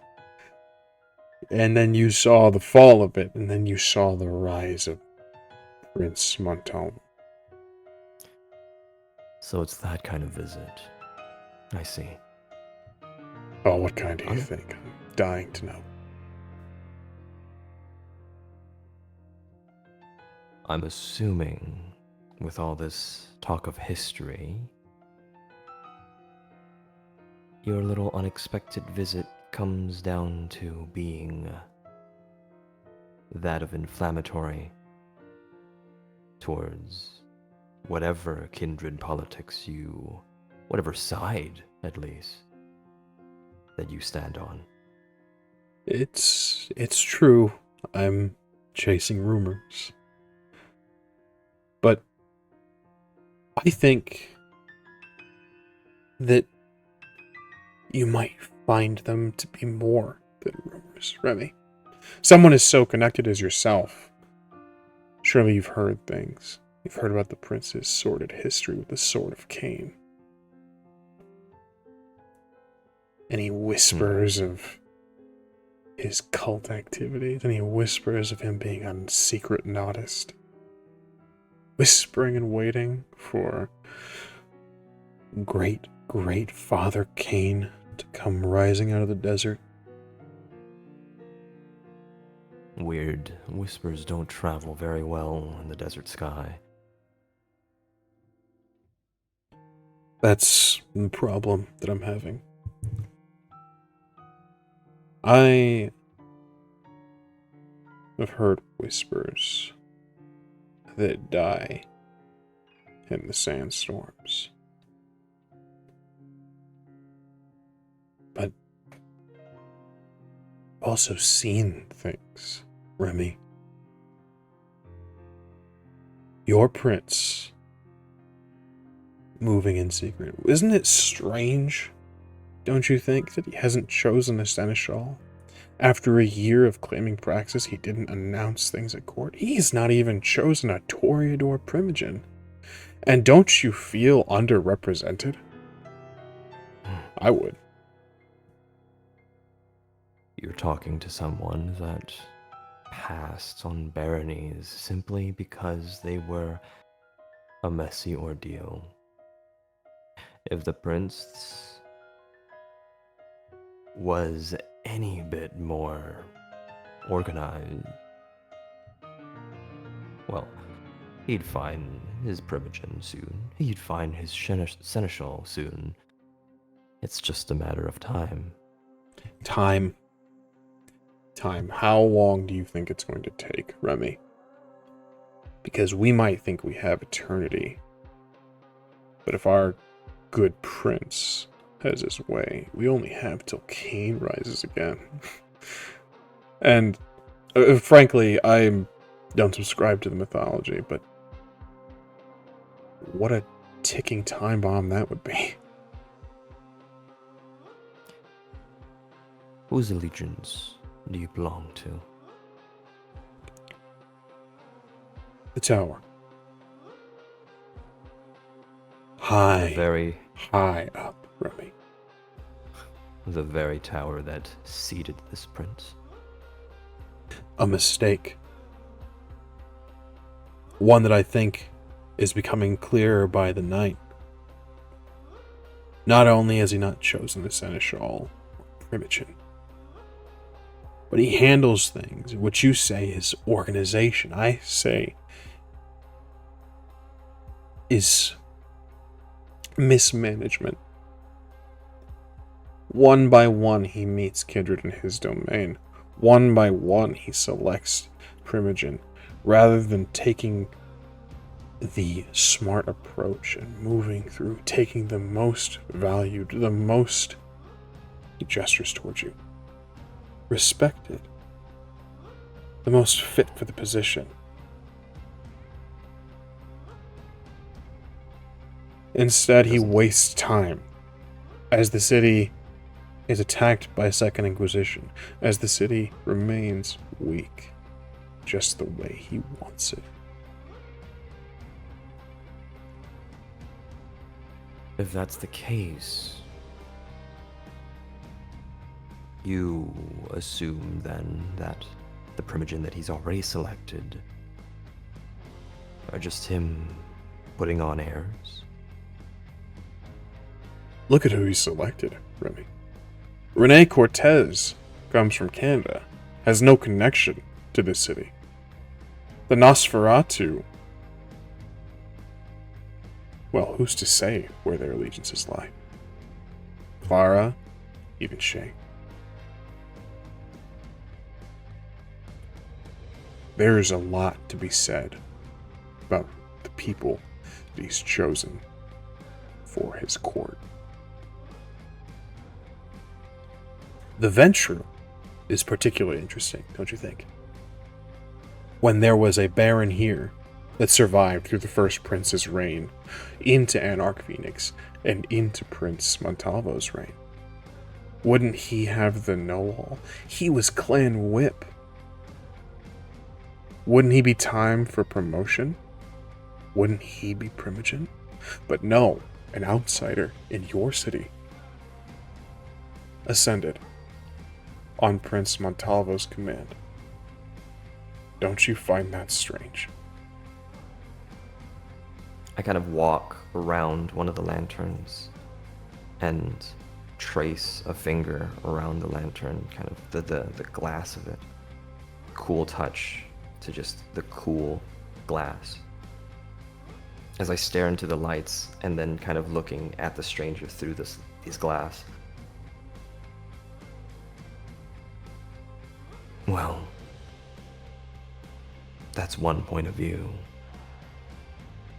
Who's to say what works and what doesn't work? Let's drop the part where you try to convince me of your side and let me know what you want. Well, like you said, Remy, whispers die in the desert. But for you, a kindred who's been here since the beginning, you all but took part in the first revolution. For you, I think your connections, I think that might garner you some more information than I could possibly imagine. What I need from you, if you're so inclined, is to just keep your ears open. Just to watch. Because now that I've said it, it'll be impossible to ignore. Goodyear is a great example. All of the lesser baronies from the past, everything that was abandoned. But Goodyear is wealthy. Why hasn't he pushed in? Why has no one else claimed domain? What is in Goodyear that the prince doesn't want discovered? What about Surprise? Avondale? All of these lesser baronies that were abandoned that could hide so many secrets.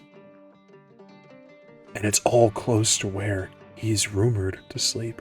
Why don't you know where your prince sleeps, Remy? What kind of trust is that?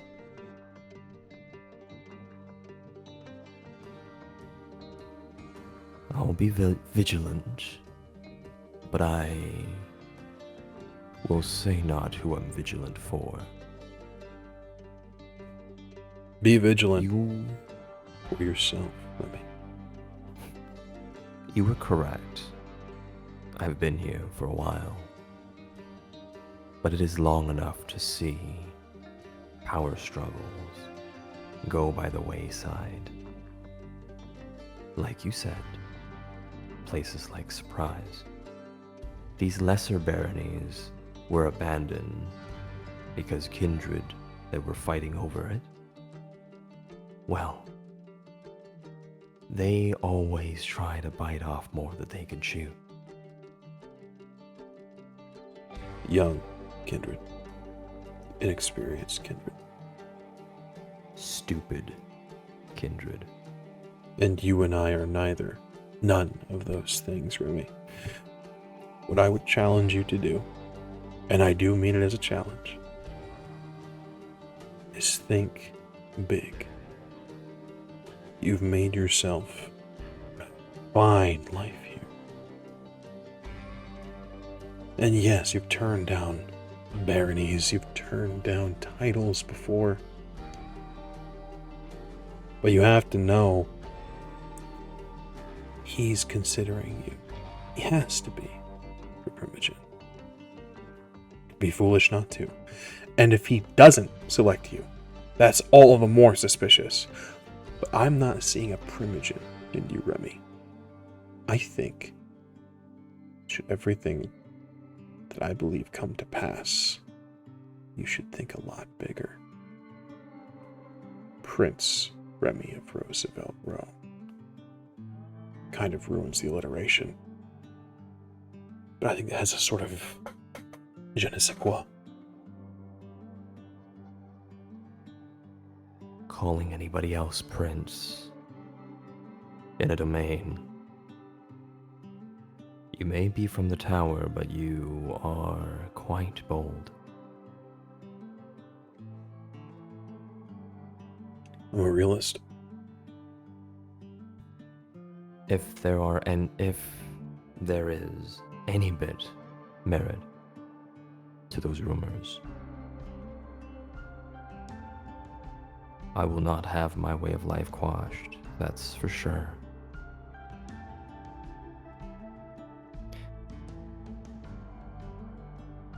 But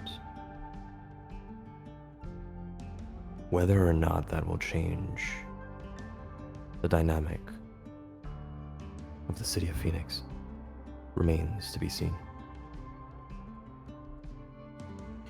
Be careful, Remy. Vigilance is one thing, inaction.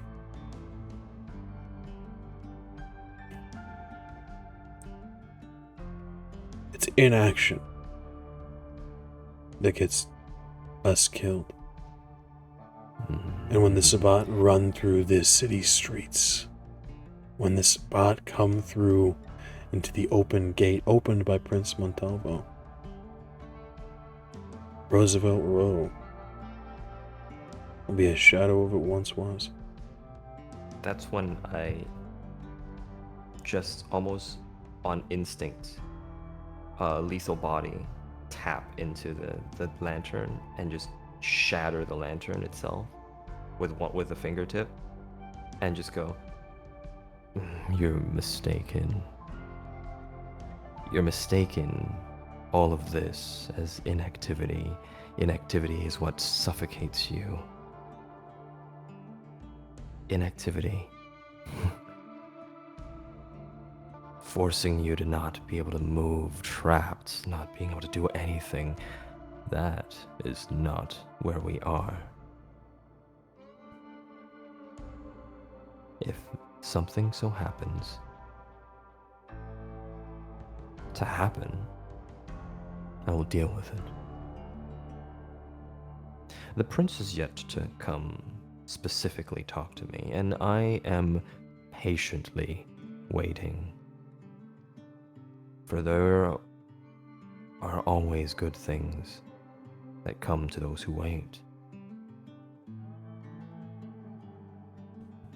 But if you think that me waiting has anything to do with me sitting on my laurels, take a look at all these rooms. Take a look at the district. I didn't build this through inactivity.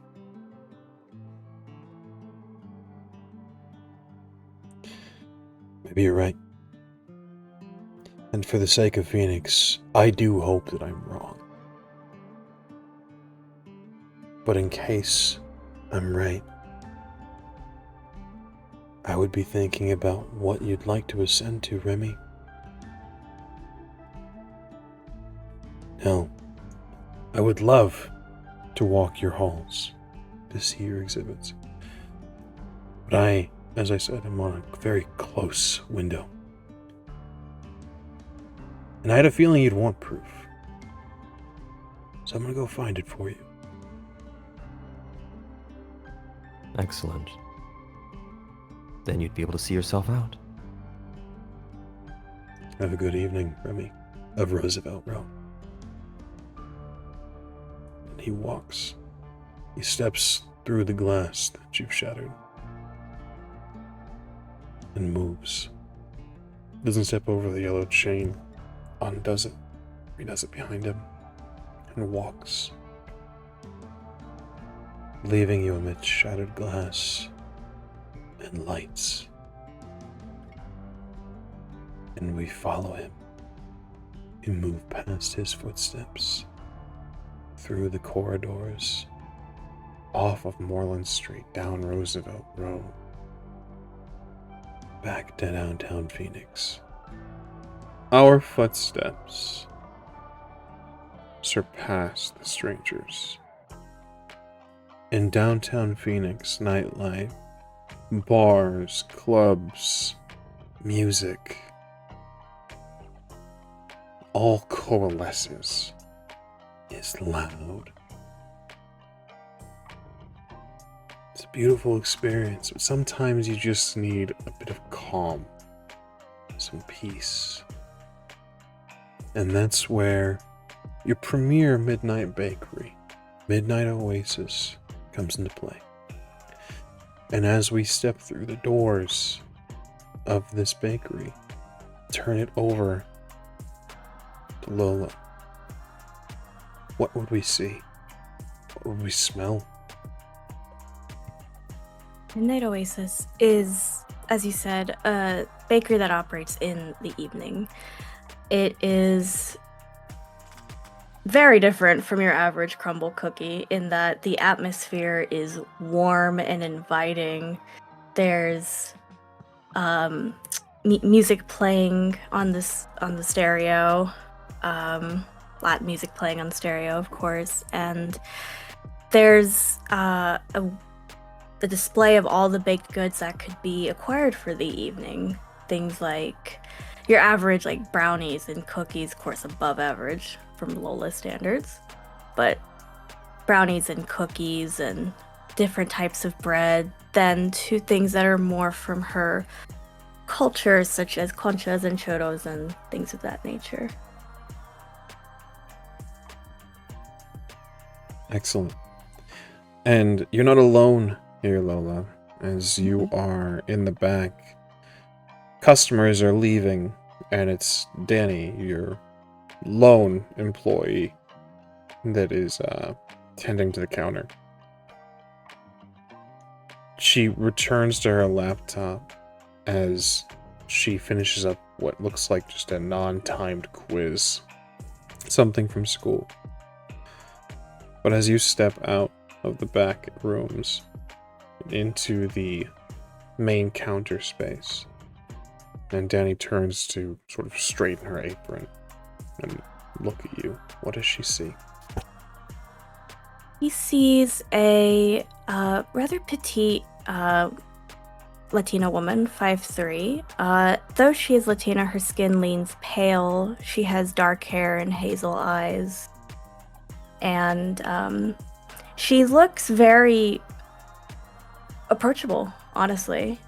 She wears a soft smile when she looks back at Danny and kind of looking at the customers that just left as they loudly walk out the door and back into their nightly activities. Yeah, Lola just says, they sounded loud. Are you okay? I fucking hate frat boys. College men are the worst. I don't know. I know that this is oh fuck. I hate it. I hate being downtown. Lola, I fucking hate them. I hate them so much. I know, sweetie. I'm sorry. I was baking in the back and I wanted to come out and help you, but I had to deal with the fucking bread. Are you good? Were they polite at least? The amount of times, I don't care at this point. The politeness is out the window. The amount of times, there's only so many times you can be asked if I'm on the menu or how sweet am I before I'm gonna start bleeding from my eyes on command. And her eyes are gonna flick up to the camera that looks down at the counter and make a mental note. I just men are gross. That's all. It's the same fucking song and dance every night. I just hate them so much. I know. I'm sorry. I wish I could. And she stops herself and just shakes her head. Well, hopefully as the night goes on, things calm down and they return to their clubs and hopefully not harass anybody else.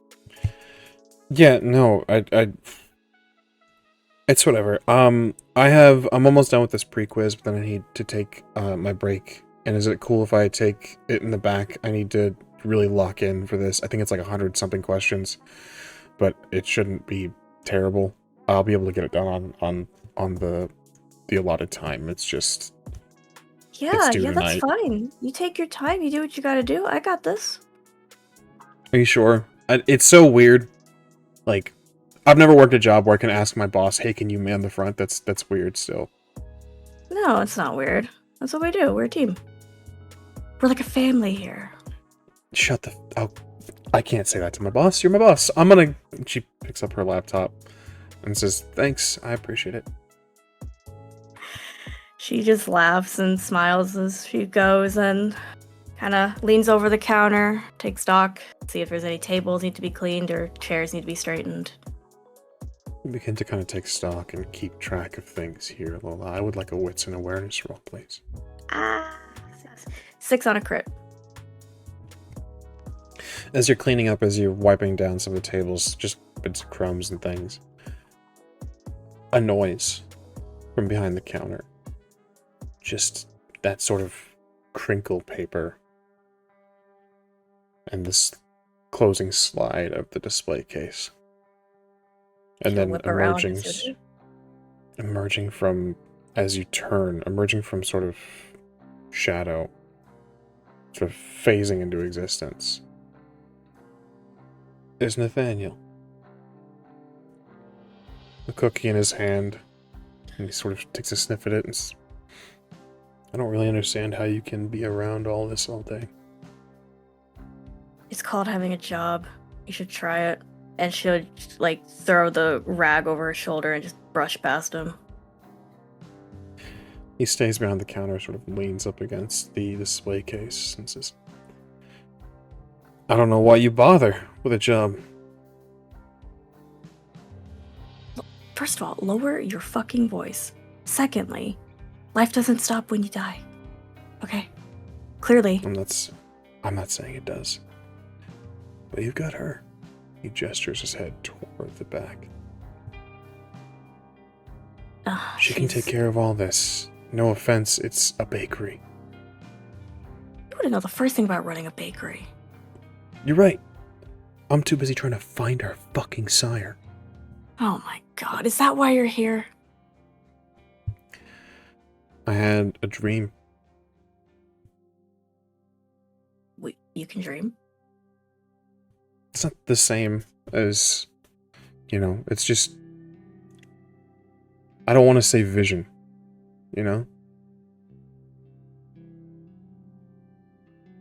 No, I don't, but please continue. I heard her, Lola. I heard her voice. She said that she's waiting. Sounds about as cryptic as a vision to me. She needs both of us, Lola, and You stayed on the edge, on the sidelines for all of the Anarch stuff, but now you're being literally rolled over. There's a man that walks around and calls himself Prince. Okay. How does that not piss you off? How does that not spark something in you? Because I have other things to worry about, i.e. my bakery. How long before he takes it from you, huh? Why would he want... Why? Why should I worry about that now when it's not happening? It's in the heart of downtown. You think he's not going to cast his fucking eyes over this way? Just because he's busy with everything going on up in Surprise and Goodyear? If he's up in Surprise and Goodyear, then yeah, he's probably got more important things to worry about. Well, you're missing the fucking point. Again, you don't see, you don't understand. I don't know what it's going to take for you to understand. I don't know what it's going to take for you to understand to leave me the fuck alone and get out of my bakery. Looks at you and there's a sort of... Give me a wits and insight. Another 6 on a crit. That's real pain there, Lola. That hurts. That sort of rejection cuts deep. And he says, I wouldn't be here if it wasn't for Lydia. And you know that's a lie. He continues. She's calling for us. I don't know why you can't hear her. I wish you could. I really do. I'm honestly glad I can't hear her. It sounds... having visions? Yeah, that sounds really annoying and distracting. It's a gift. Lydia had it too, and that's why she let you just sit on the sidelines. She knew you'd be needed for later. She knew you'd be necessary. But we can't finish this. We can't get rid of him until we find her. Get rid of who? He kind of straightens up and looks a little disgusted. He says, the fucking prince. Oh, sweet Jesus. Again, lower your fucking voice. How is this my problem? Because this is the same situation that Theo Herrera found himself in. We're in the same spot, and it was him. It was him that sparked it all off. It was him, and now it could be us. Don't you want to fight for his legacy? Don't you want to fight for the legacy that was Phoenix? Or do you want to just let all that die? I didn't know him. I owe him no fight. I owe him no respect for his legacy. I didn't know who he was. He knew you. Lydia talked about you to him. He knew who you were. He knew all the kindred in his domain. Even Elena's. Even Raoul's. And he died because your fucking prince, the one you're so happy to just let run around this city and claim Praxis and take over everything, he died because your prince killed him. First I of know. all, he's not my prince. When have I ever cared about this? She stopped herself. Her eyes kind of look back to the door to the back room and the ovens. When have I cared about any of this politicking? Baby, I never have. you live here. You're in his domain. When he calls her baby, she looks away and she starts to chew at her lip, but tries to stop herself so she doesn't ruin her makeup.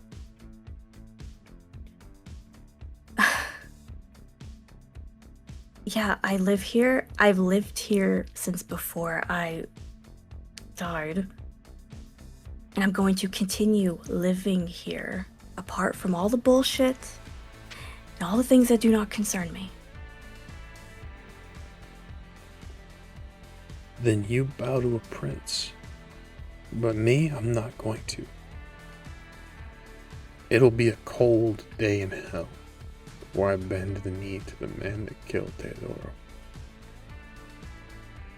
Do you even have proof that that happened? I know it. Did you have a vision? He rolls his eyes. Yeah, thought so. You'll see. When this is all said and done, and Phoenix rises again, because I fought just like he did. When you're free, it'll be because I did it, whether you want to help or not. No, it's always been the... You know what? It's not important. Are you done with your soapbox? I have to get back to work. Sort of drops the cookie he's been holding on the counter. Says, needs more flour. Leaves. Yeah, I'm sure you know all about fucking flour. And she brushes it in her hand to throw it away.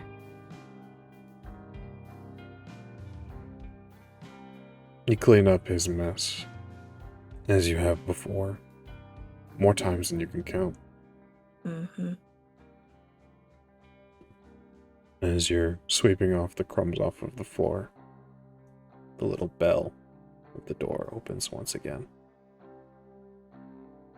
Hi, good evening. Welcome to Midnight Oasis. How can I help you?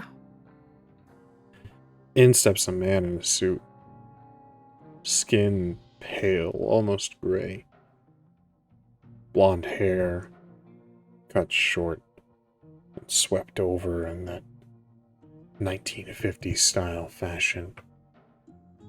His eyes, irises are pale, almost white. They seem to glow. He says, you know, the locals say that this is the after spot, the location for your post-night.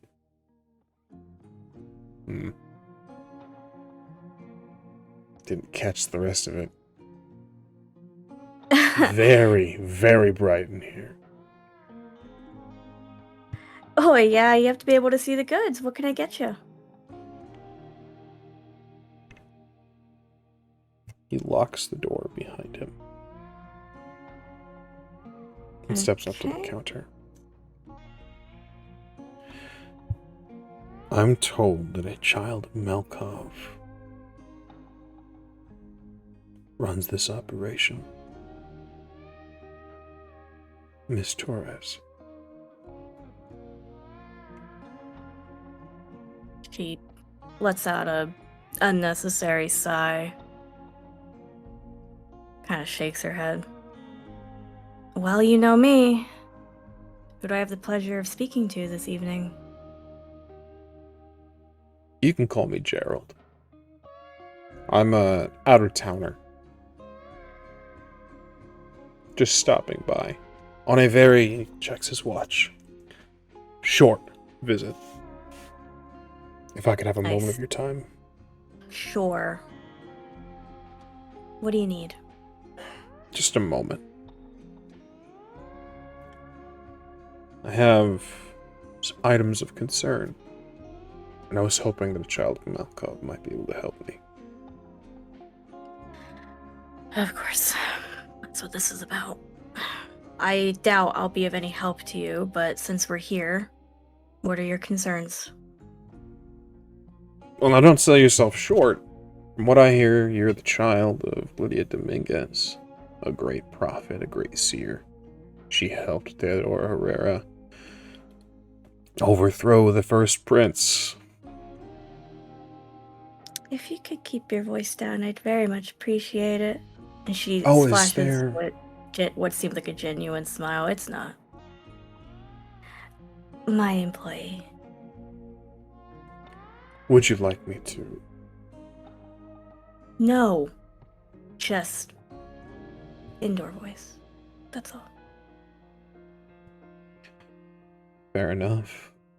I understand the inclination to keep close the ones you care about. What I care about, Miss Torres, is Phoenix. Very concerned for this city.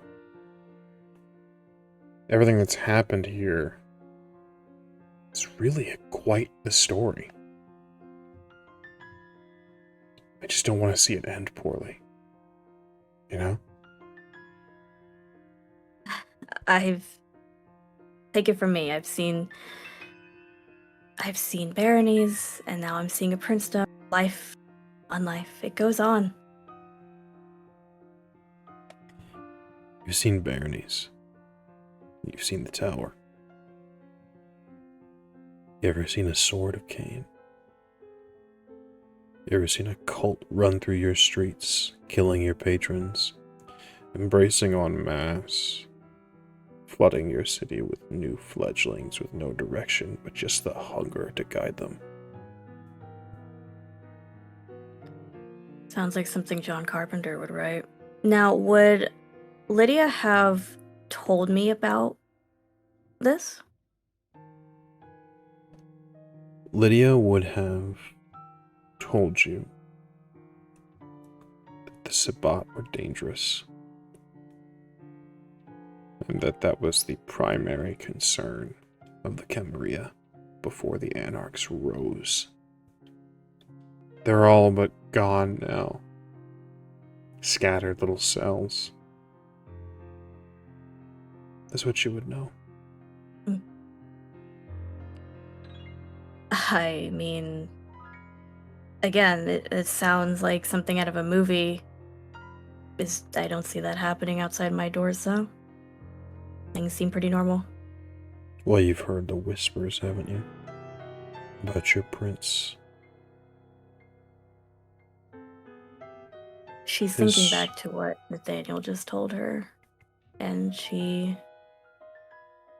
is like just thinking and listening and thinking that's what he's talking about.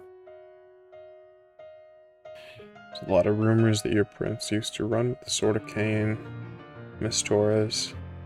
A lot of rumors that he might be a secret Nodist. An individual who found himself in power and has been using it to open doors for his wayward brethren all over the place. Even so far back as when he was in Texas. Oh. Alright, well, couple of things. One, he's not my prince. I don't really keep up with the machinations of others of our persuasion. Secondly, this sounds like a lot of accusations against somebody with very little basis. I'm wondering what your basis. My basis. Well, first off, let's make one thing clear. Hard to be Autarchus in the middle of downtown Phoenix. hard to claim an independent party when you serve baked goods to his kind.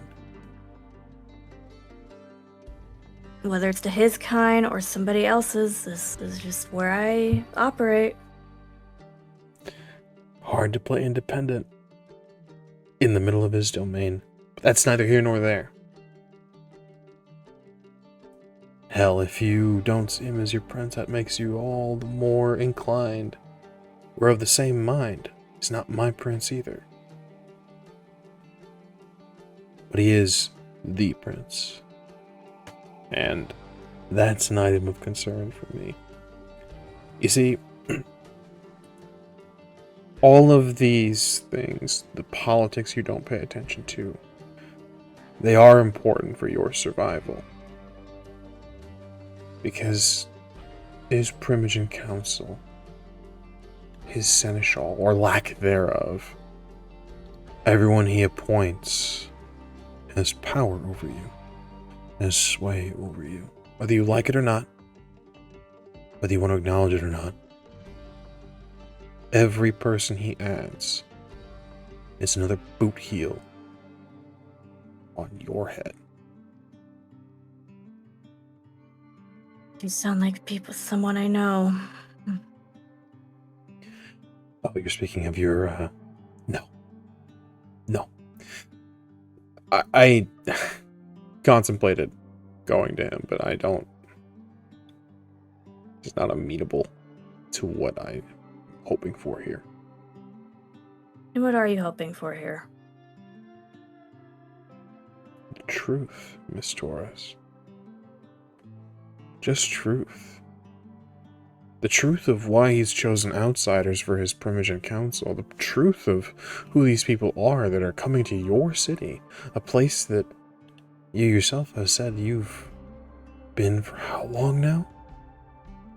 Since the beginning? Longer? Doesn't matter. You're here now. This is your home. And here he is appointing mysterious Canaanites. Sorry, Kindred. As his council. As his officers. Don't you find that strange? No. What's strange is a stranger, Gerald, coming into my place of business and making these wild accusations about somebody that I don't know, claiming that they are the second coming of a cult, with little to no proof that I'm seeing, excuse my pun, in the pudding.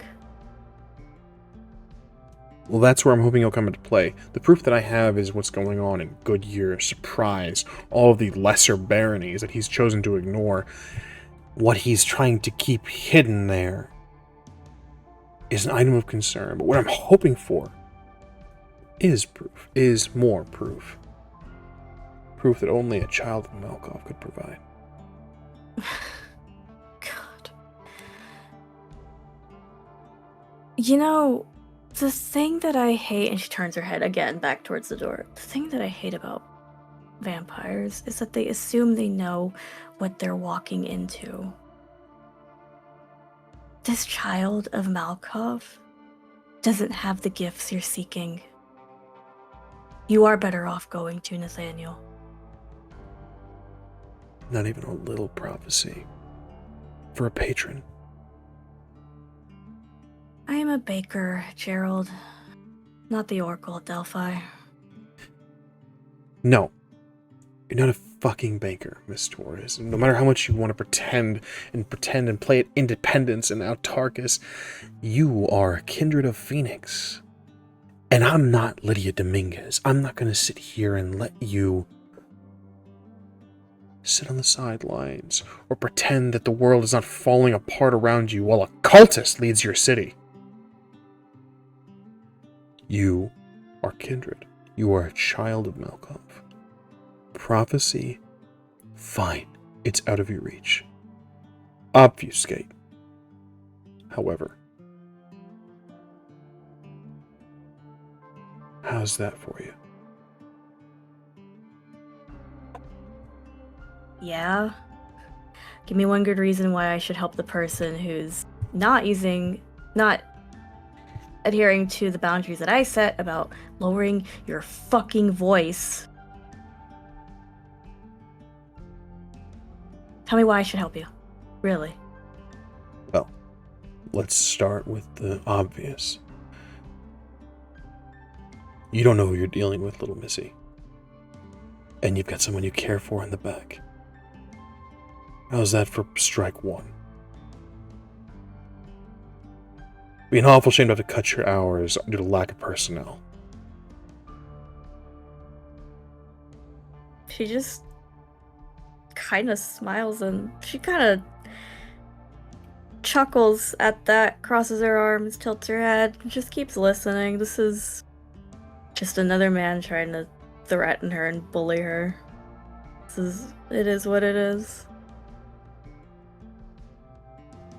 But you know what? You're right. I'm being far too rash. Maybe I should take my leave. You We should. could part ways and forget we ran into one another. I would very much like that. Any advice on where someone might be able to spend their last few minutes in the city just to unwind? Depends on what your definition of unwinding is. Oh, I did hear about a really particular club, Cup Runneth Over, from a young man on Roosevelt Row. Said he really enjoyed the vibes there.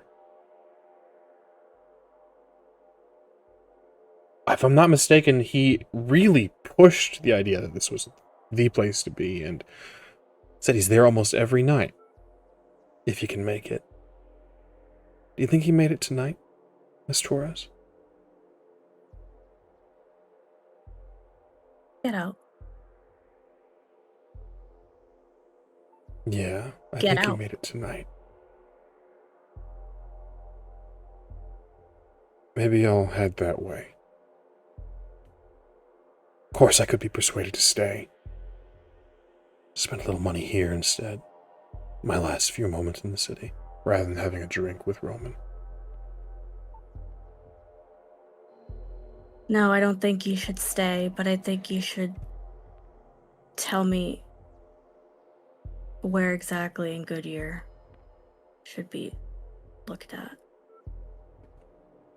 I'll send you what's needed. Your gifts will come in handy, and who knows? Maybe all this sleuthing and sneaking will awaken something in you. Maybe you'll find you have a knack for it. Maybe you'll find that you can see clues before they come ahead of you.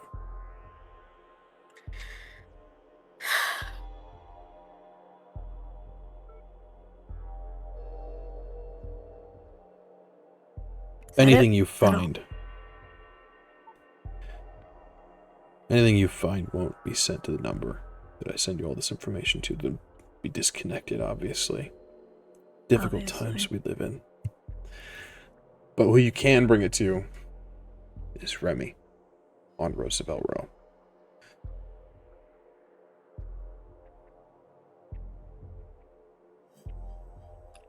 She puts dots together just based on everything that's been said and vaguely, not so vaguely threatened.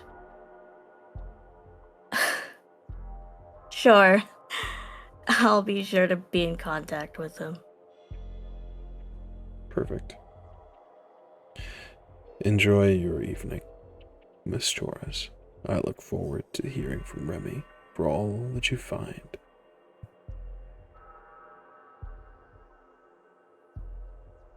She stares at him until he leaves. He goes to the door. He unlocks it. And he leaves.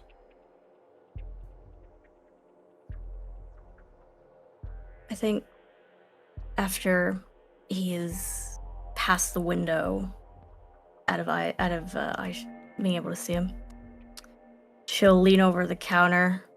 She doesn't need to breathe, obviously. So there's no real easy way to stop her from kind of exclaiming, "Fuck, Roman! Fuck." And she just hangs her head back and is angry. Getting dragged into this shit again. She was doing so good staying out of it. From out of the back comes Danny. Kick it out. What the fuck? Are you good? Yeah, I'm fine. Are you almost done? I need to take 5. Yeah, I'm good. I just finished. I got a B. So, yay. I mean, you passed. You more than passed. I mean, look, dude, are you good? You look not great. Just more assholes coming in, asking for too much. I just need to take a minute, that's all. Gross. I'm so sorry. Yeah, you know, I mean, I know you don't have like dreams of a franchise or anything, but like a second location would probably be good. Maybe like, I don't know, North Phoenix or maybe Mesa. We could work there and then leave this to whoever the fuck wants to deal with the frat boys. Yeah, you know what, that is something I've been thinking about. I will talk to my friend about it. For sure. Franchise. She kind of wiggles her fingers. She goes Yeah, to I'm gonna go. She goes to the counter, taking up the duties. Leaving you to return to the back if you wish. Is there anything you'd like to do? Lola will go to the back, past all of the oven racks and things, and grab the keys out of her pocket and unlock the door at the end of the room that is only accessible by her. In it is a small bed for a single person and a computer.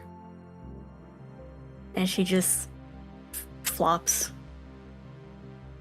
and just stares at the ceiling, thinking about Roman. And now she's worried about him. As you do this, it's your phone that rings. And it is Roman. Hey. Hey, Danny told me to text you and that I pissed you off somehow. Roman, you always piss me off, but not this time. Okay, well, good. I mean, that's good. Are you good? I'm fine. Are you good? Yeah, I just don't know. Like, Danny texted me like 6 times saying to call you and that like I should fix myself and a bunch of. She's really fucking mean over text. I know that like most of it like is just tone, but like she's really fucking mean over text. Is she mean over text or do you use too many fucking emojis? I mean, I feel like the emojis add emotion, you know, to show that you're not being, you know, cold or mean. I'm just saying that a single emoji was given and that I feel some type of way about it. Yeah, well, listen, what are you doing tonight? I'm gonna go drink. I know you don't like hearing that, but you know. Uh-huh. Where? I don't know why you ask me questions that you're gonna hate the answers to. Fuck. Okay. See, your hours start soon. You could just come with. You could just hang out. It's a really good spot. Zoe's gonna be there. Yeah. Well. Fuck, dude. You know what? Yeah, fine. I'll be there. Sick. Oh my god, it's been forever. What do you even drink nowadays? Your tolerance must be like dog shit now. Shut the fuck up. Listen, I mean, less money than I have to spend on my sister the lightweight. We're all good. Fuck you, I'll see you in an hour. Yeah, I love you. Bye. She hangs up. Kind of drapes her arm over her forehead, just already exhausted. Just exhausted. And she gets up, straightens herself out, and goes out to tell Danny. Danny's understanding. Danny is very understanding. She says, "I'm sorry. I didn't know if I should text him, but I heard you like yell his name, and usually that means he did something stupid. So I had to like Yeah. confirm proof of life and also let him know that he's an asshole." Thank you, I was going to do that anyway, so you head of the game there. Yeah, I just gotta go make sure he doesn't overdo it again. Yeah, no, I get it. And I mean, he's calmed down kind of since meeting that girl. So I mean, that's good, right? Have you met her? No, I haven't had the pleasure. She's chill. She's like real like artistic and such. She's like, I don't know, I think she does like graffiti art or something. That's cool. I hope she doesn't know it's not her responsibility to fix him. I mean, that's not... I said she was cool, not smart. Well, guess we'll find out because she's gonna be there tonight, so. Oh, sick. Well, have fun with your new sister-in-law. Oh my god. Okay. Well, you good? You gonna be good here? Yeah, I'll be golden. Go do your thing, boss. You're the best! And she starts to gather her things and head out. You do this, you step outside, and I need a wits and awareness roll, please. 6 successes. 6 No crit. successes. You step out onto the street, and amidst all of the noises and sounds, people walking down the streets, the shouting of people coming out of bars, a light turns from red to green, and driving past, as you step out, is a black SUV. The driver's window is rolled up, tinted. Behind him, though, the windows are rolled down. Sitting in the back seat is a man with a black suit with red trim, dark hair and sharp eyes. He looks pensive, watches the street. As you step out, he looks at you, and you see him. You're not a fool. Despite trying to stay out of politics, you know who that is. The prince himself. Maybe he knows who you are. Maybe he doesn't. But his eyes linger on you for a moment. I think she gives a curt nod, not really knowing what to do when you make eye contact with someone of such high station.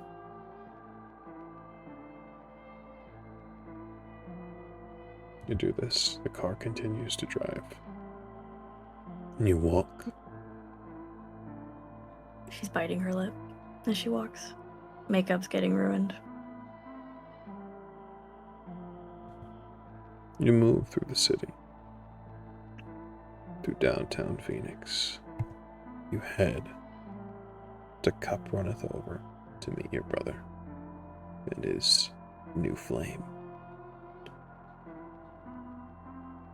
And this is where our eyes drift from you, scanning upward across the night skyline of the city of Phoenix. The desert remembers every drop of blood, every scream, and it hungers. And this is where we close these prologues. of Bloom in Blood. Thank you, everyone.